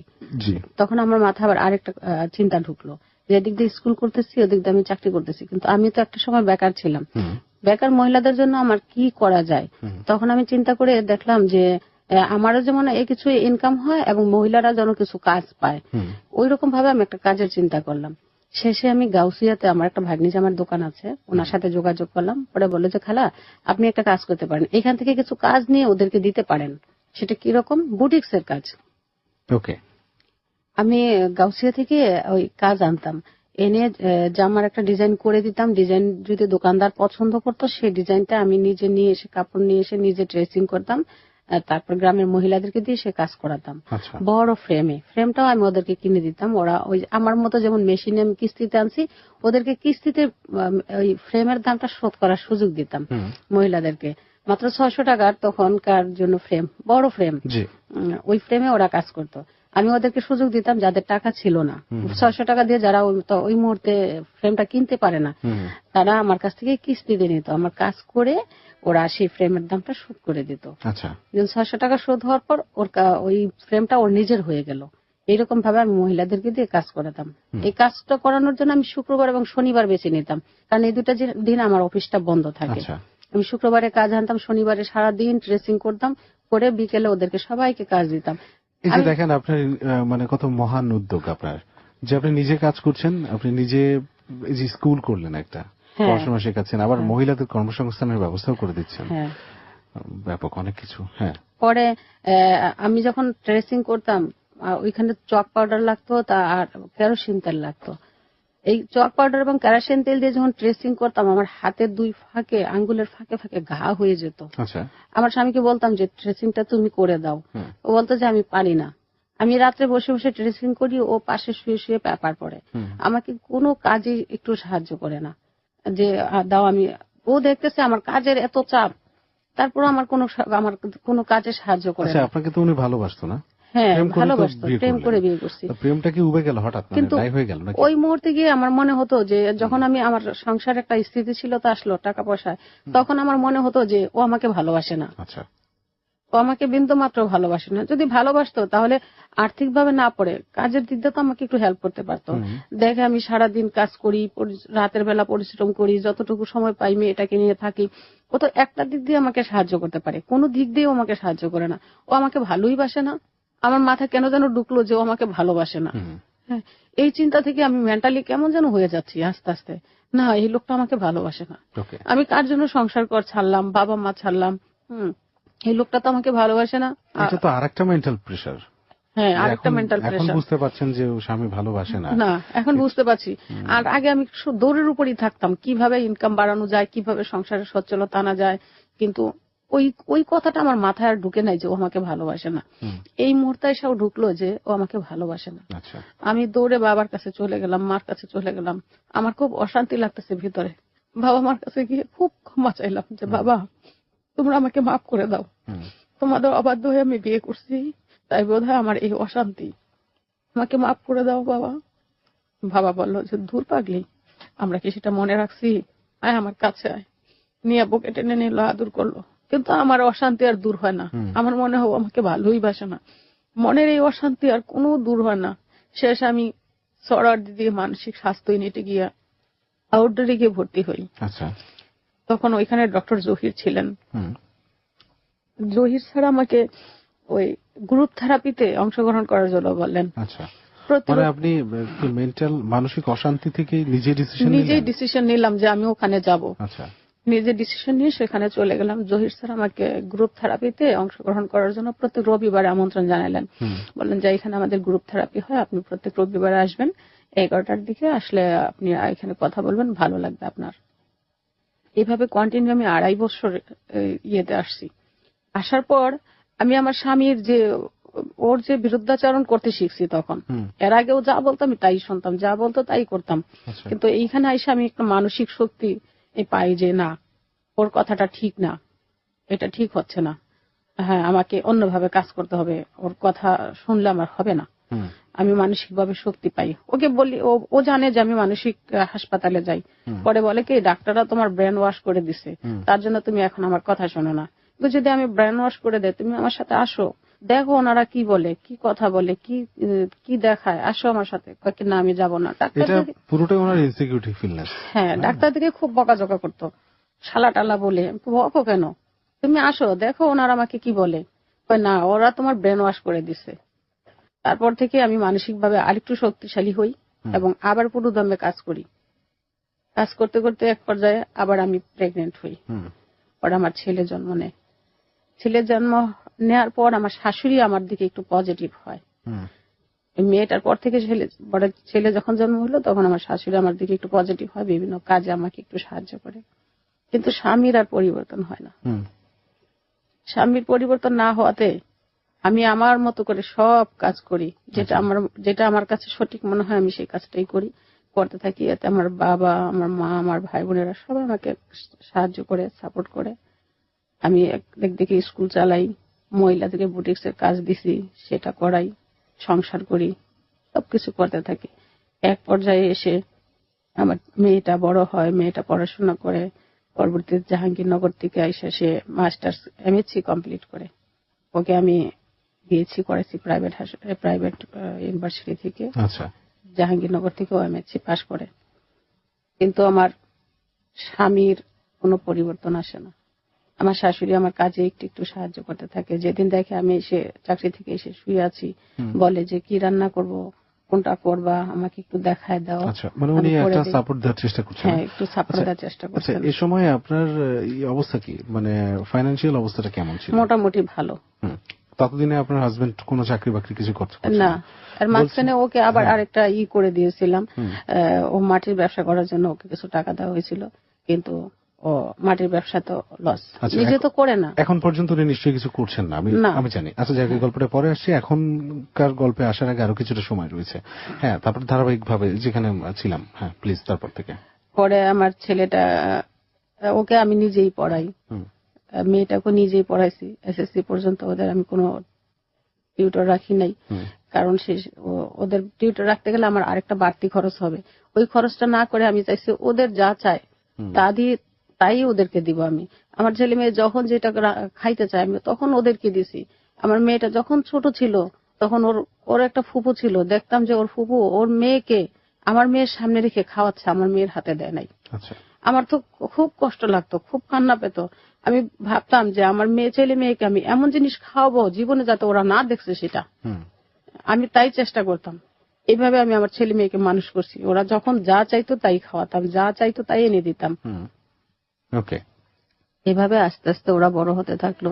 ছেলে একটা মেয়ে একটা, তাই তো? হ্যাঁ, একটা ছেলে একটা মেয়ে। ওকে, এখনকার কি অবস্থা? ছেলে মেয়ে কোথায় পড়ছে? এখন মেয়ে বিসিএস দেওয়ার জন্য প্রিপারেশন নিচ্ছে, আর ছেলেটা বিউবিটিতে বিএসসিতে ভর্তি হয়েছে। আচ্ছা, ফার্স্ট সেমিস্টার চলতেছে ওর। তো পরে আস্তে আস্তে এইভাবে আমি আমার বাবার অনুপ্রেরণাতে সেখানে আমার যে টিন সেট স্কুল ছিল সেই স্কুলটাকে ভেঙে সেখানে আমি আমার উপার্জনের টাকা দিয়ে আমি সেখানে বিল্ডিং করছি। হ্যাঁ, জমিটা আমার বাবাই আমাকে দিয়েছেন। আমার বাবা আমার সব বোনদেরকে লিখে দিয়েছিলেন, কিন্তু বোনেরা যখন দেখছে আমি এখানে স্কুল করছি তাই এই জমিটা থেকে কেউ আর ভাগ নেয়নি। ওনারা আমাকে সম্পূর্ণ নিজেদের খরচে আমাকে রেজিস্ট্রি করে জমিটা দিয়ে দেন। আচ্ছা, সেই জমিটাতে আমি স্কুল করি।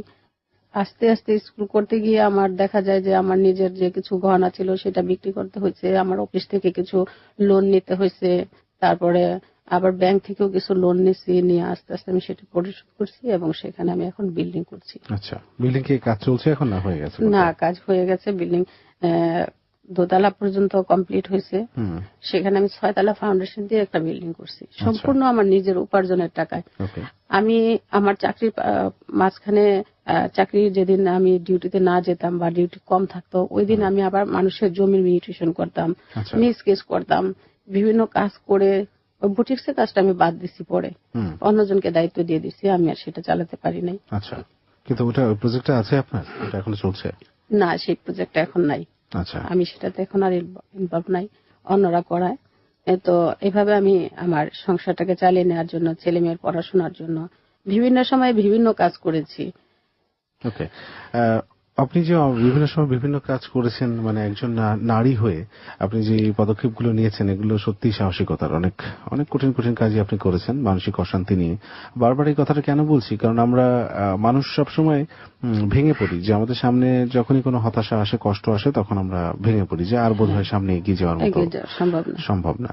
কিন্তু এই অনুষ্ঠানটা সেই শিক্ষাটাই দেয় যে জীবনে যত কিছুই আসুক না কেন, মানসিক শক্তিটা অর্জন করে যদি আপনি আগাতে পারেন তাহলে আপনি সাকসেসফুল হবেন। আপনি যদি স্টপ হয়ে যান সেখানে, তাহলে আপনার পক্ষে আর আগানোটা সম্ভব হয় না।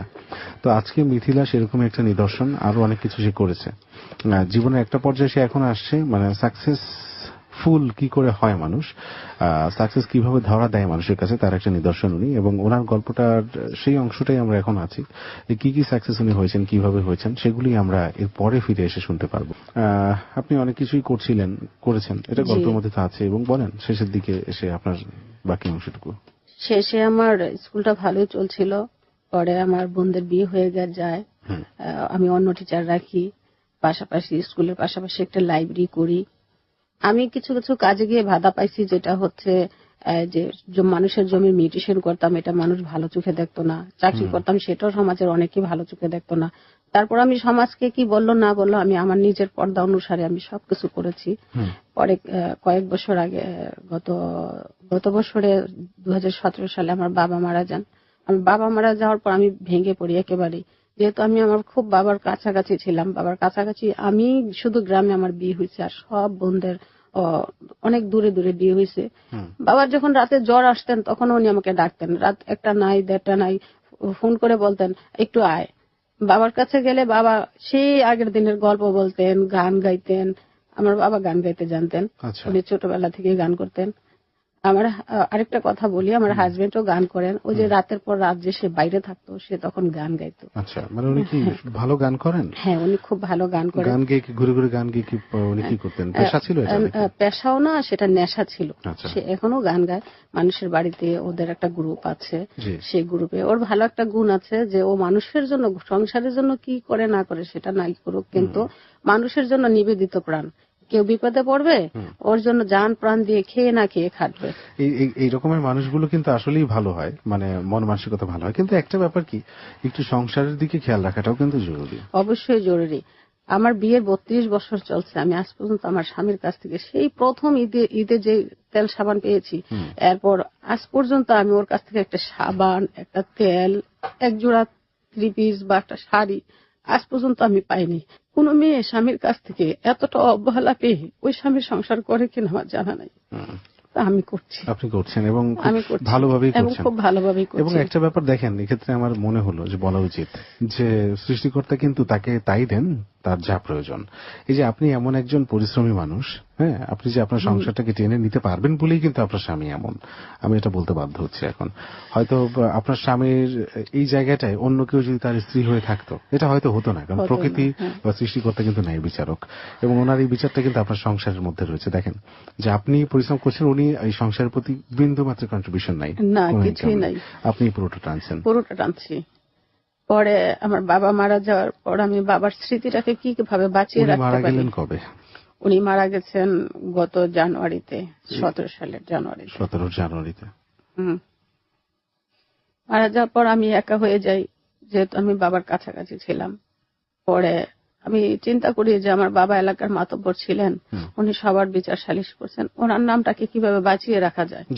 হ্যাঁ, আমি ওই চিন্তা করতে থাকি। করতে করতে এক সময় আমার মাথায় আসে যে আমি ওনার নামে একটা স্মৃতি সংসদ করব, যাতে ফাউন্ডেশন করব। আগে মাথায় আসে যে একটা ফাউন্ডেশন করব, ওর নাম দিয়ে দেখে আমি কি করতে পারি। সেই ফাউন্ডেশন থেকে আমি মানুষকে সহযোগিতা করব, সাহায্য করব, বিভিন্ন কাজ করব সমাজের উন্নয়নমূলক।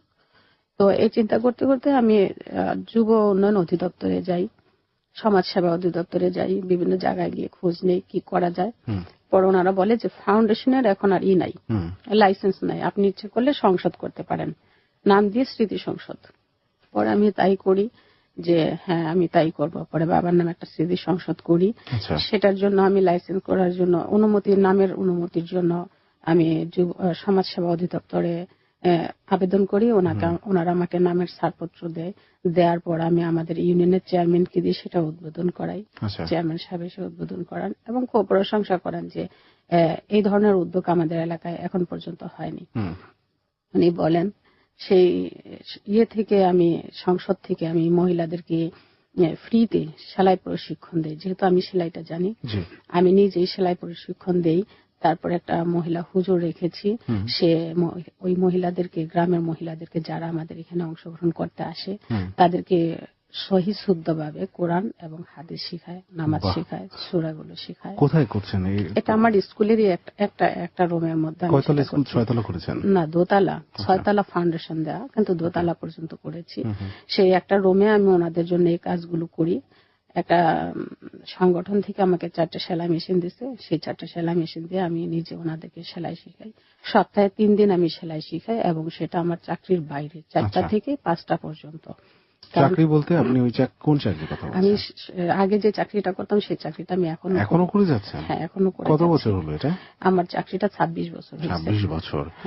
বাবা, মানে এই চাকরিটা করে যাচ্ছেন, এটা প্যাশন না থাকলে, ভালোবাসা না থাকলে কিন্তু নিজে এত কিছু করেছেন, ওটা থেকে ইনকাম হয়তো আগের চেয়ে অনেক বেশি, কিন্তু তারপরেও আপনি আপনার প্রতিষ্ঠান থেকেও তো কিছু না কিছু আপনার, যাই হোক, এটা ভালোবাসা। এই যে এত পরিশ্রম করছেন, এই ভালোবাসার কারণেই মানুষ পরিশ্রম করে। সবগুলো আমার সন্তানদের পিছনে আমি ঢালছি, যাতে ওরা ভবিষ্যতে ভালোভাবে মানুষ হতে পারে। আচ্ছা, আপনার স্বামীর কি মানে ইচ্ছা সন্তানদের নিয়ে, বা তার কি অবদান আছে আপনার সংসারে বা সন্তানদের প্রতি?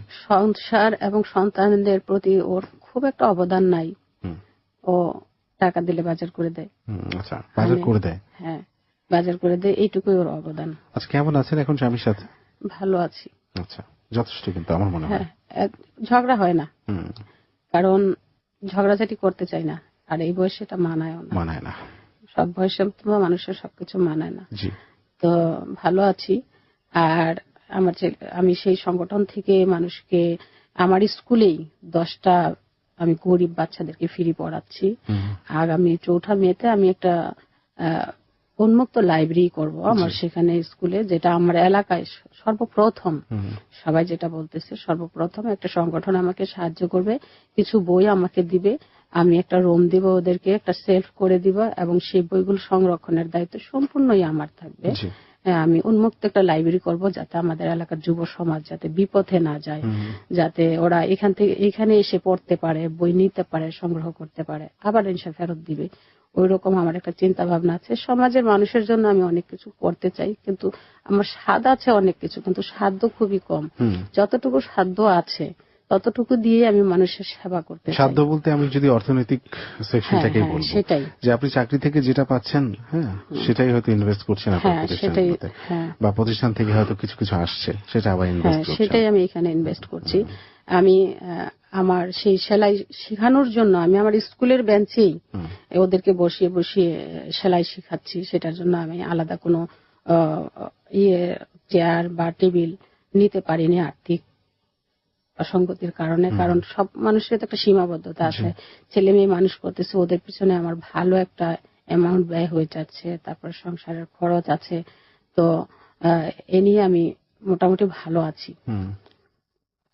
আমি কবিতা লিখছি এখন, তারপরে বাংলাদেশ নদী বাঁচাও আন্দোলনের সাথে আমি যুক্ত আছি। ঢাকা জেলা কমিটিতে আমি আছি, আমাদের কিন্ডারগার্টেন অ্যাসোসিয়েশনে আছি।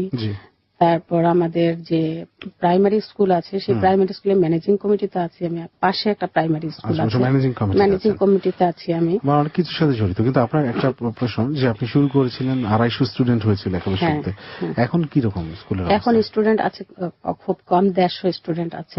কারণ আমার গ্রামে অলরেডি আরো 4টা কিন্ডারগার্টেন হয়েছে, পাশে একটা প্রাইমারি স্কুল, 4টা-5টা মাদ্রাসা হয়েছে। আর আমাদের এখানে সবাই লোকাল, এখানে ভাড়া বলতে কিছু নাই, ভাড়াটিয়া নাই, সুতরাং লোকাল সবাই সবার আত্মীয় স্বজন। ওই হিসাবে আমার স্টুডেন্ট কমে গেছে। আমি কবিতা লিখেছি, আমি আমার একটা কবিতা আমি দর্শকদেরকে শোনাতে পারি। আমার কবিতার নাম হচ্ছে কষ্ট। কষ্টগুলো বুকের ভিতর ডানা মেলে উড়ে মন পাজরের আকাশটাকে খাচ্ছে কুড়ে কুড়ে। কষ্ট দেখে সুখ পাখি আজ মুক্তিতে দেয় আড়ি, কষ্টের জন্য রেশমি সুতুই তাঁতির বোনা শাড়ি। জড়িয়ে থাকে সারা অঙ্গে দিন রজনী ভর, কষ্টের ভারে জীবনটা যেন ধুধু বালু চর। নাই সেখানে গাছগাছালি, নাই শীতল হাওয়া, জীবন যুদ্ধে এটাই বুঝি আমার ছিল পাওয়া।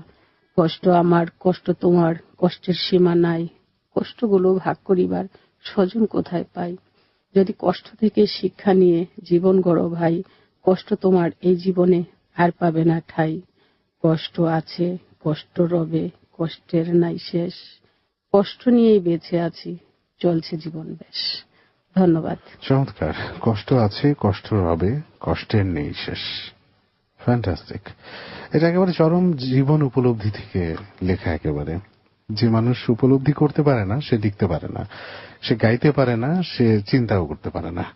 এবং আপনি চিন্তা করতে পারেন, আপনি লিখতে পারেন, এবং আপনি জীবনে অনেক কিছু করতে পারেন।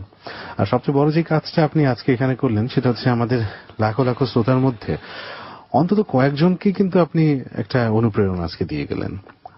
আপনার আরো উন্নতি আমরা কামনা করি। আপনার ছেলে মেয়েগুলো অনেক ভালো থাক, আপনি আপনার স্বামীকে নিয়ে, আপনার মাকে নিয়ে, শাশুড়িকে নিয়ে, আশেপাশে সবাইকে নিয়ে যা করছেন তা নিয়ে আরো অনেক অনেক দূরে এগিয়ে যান।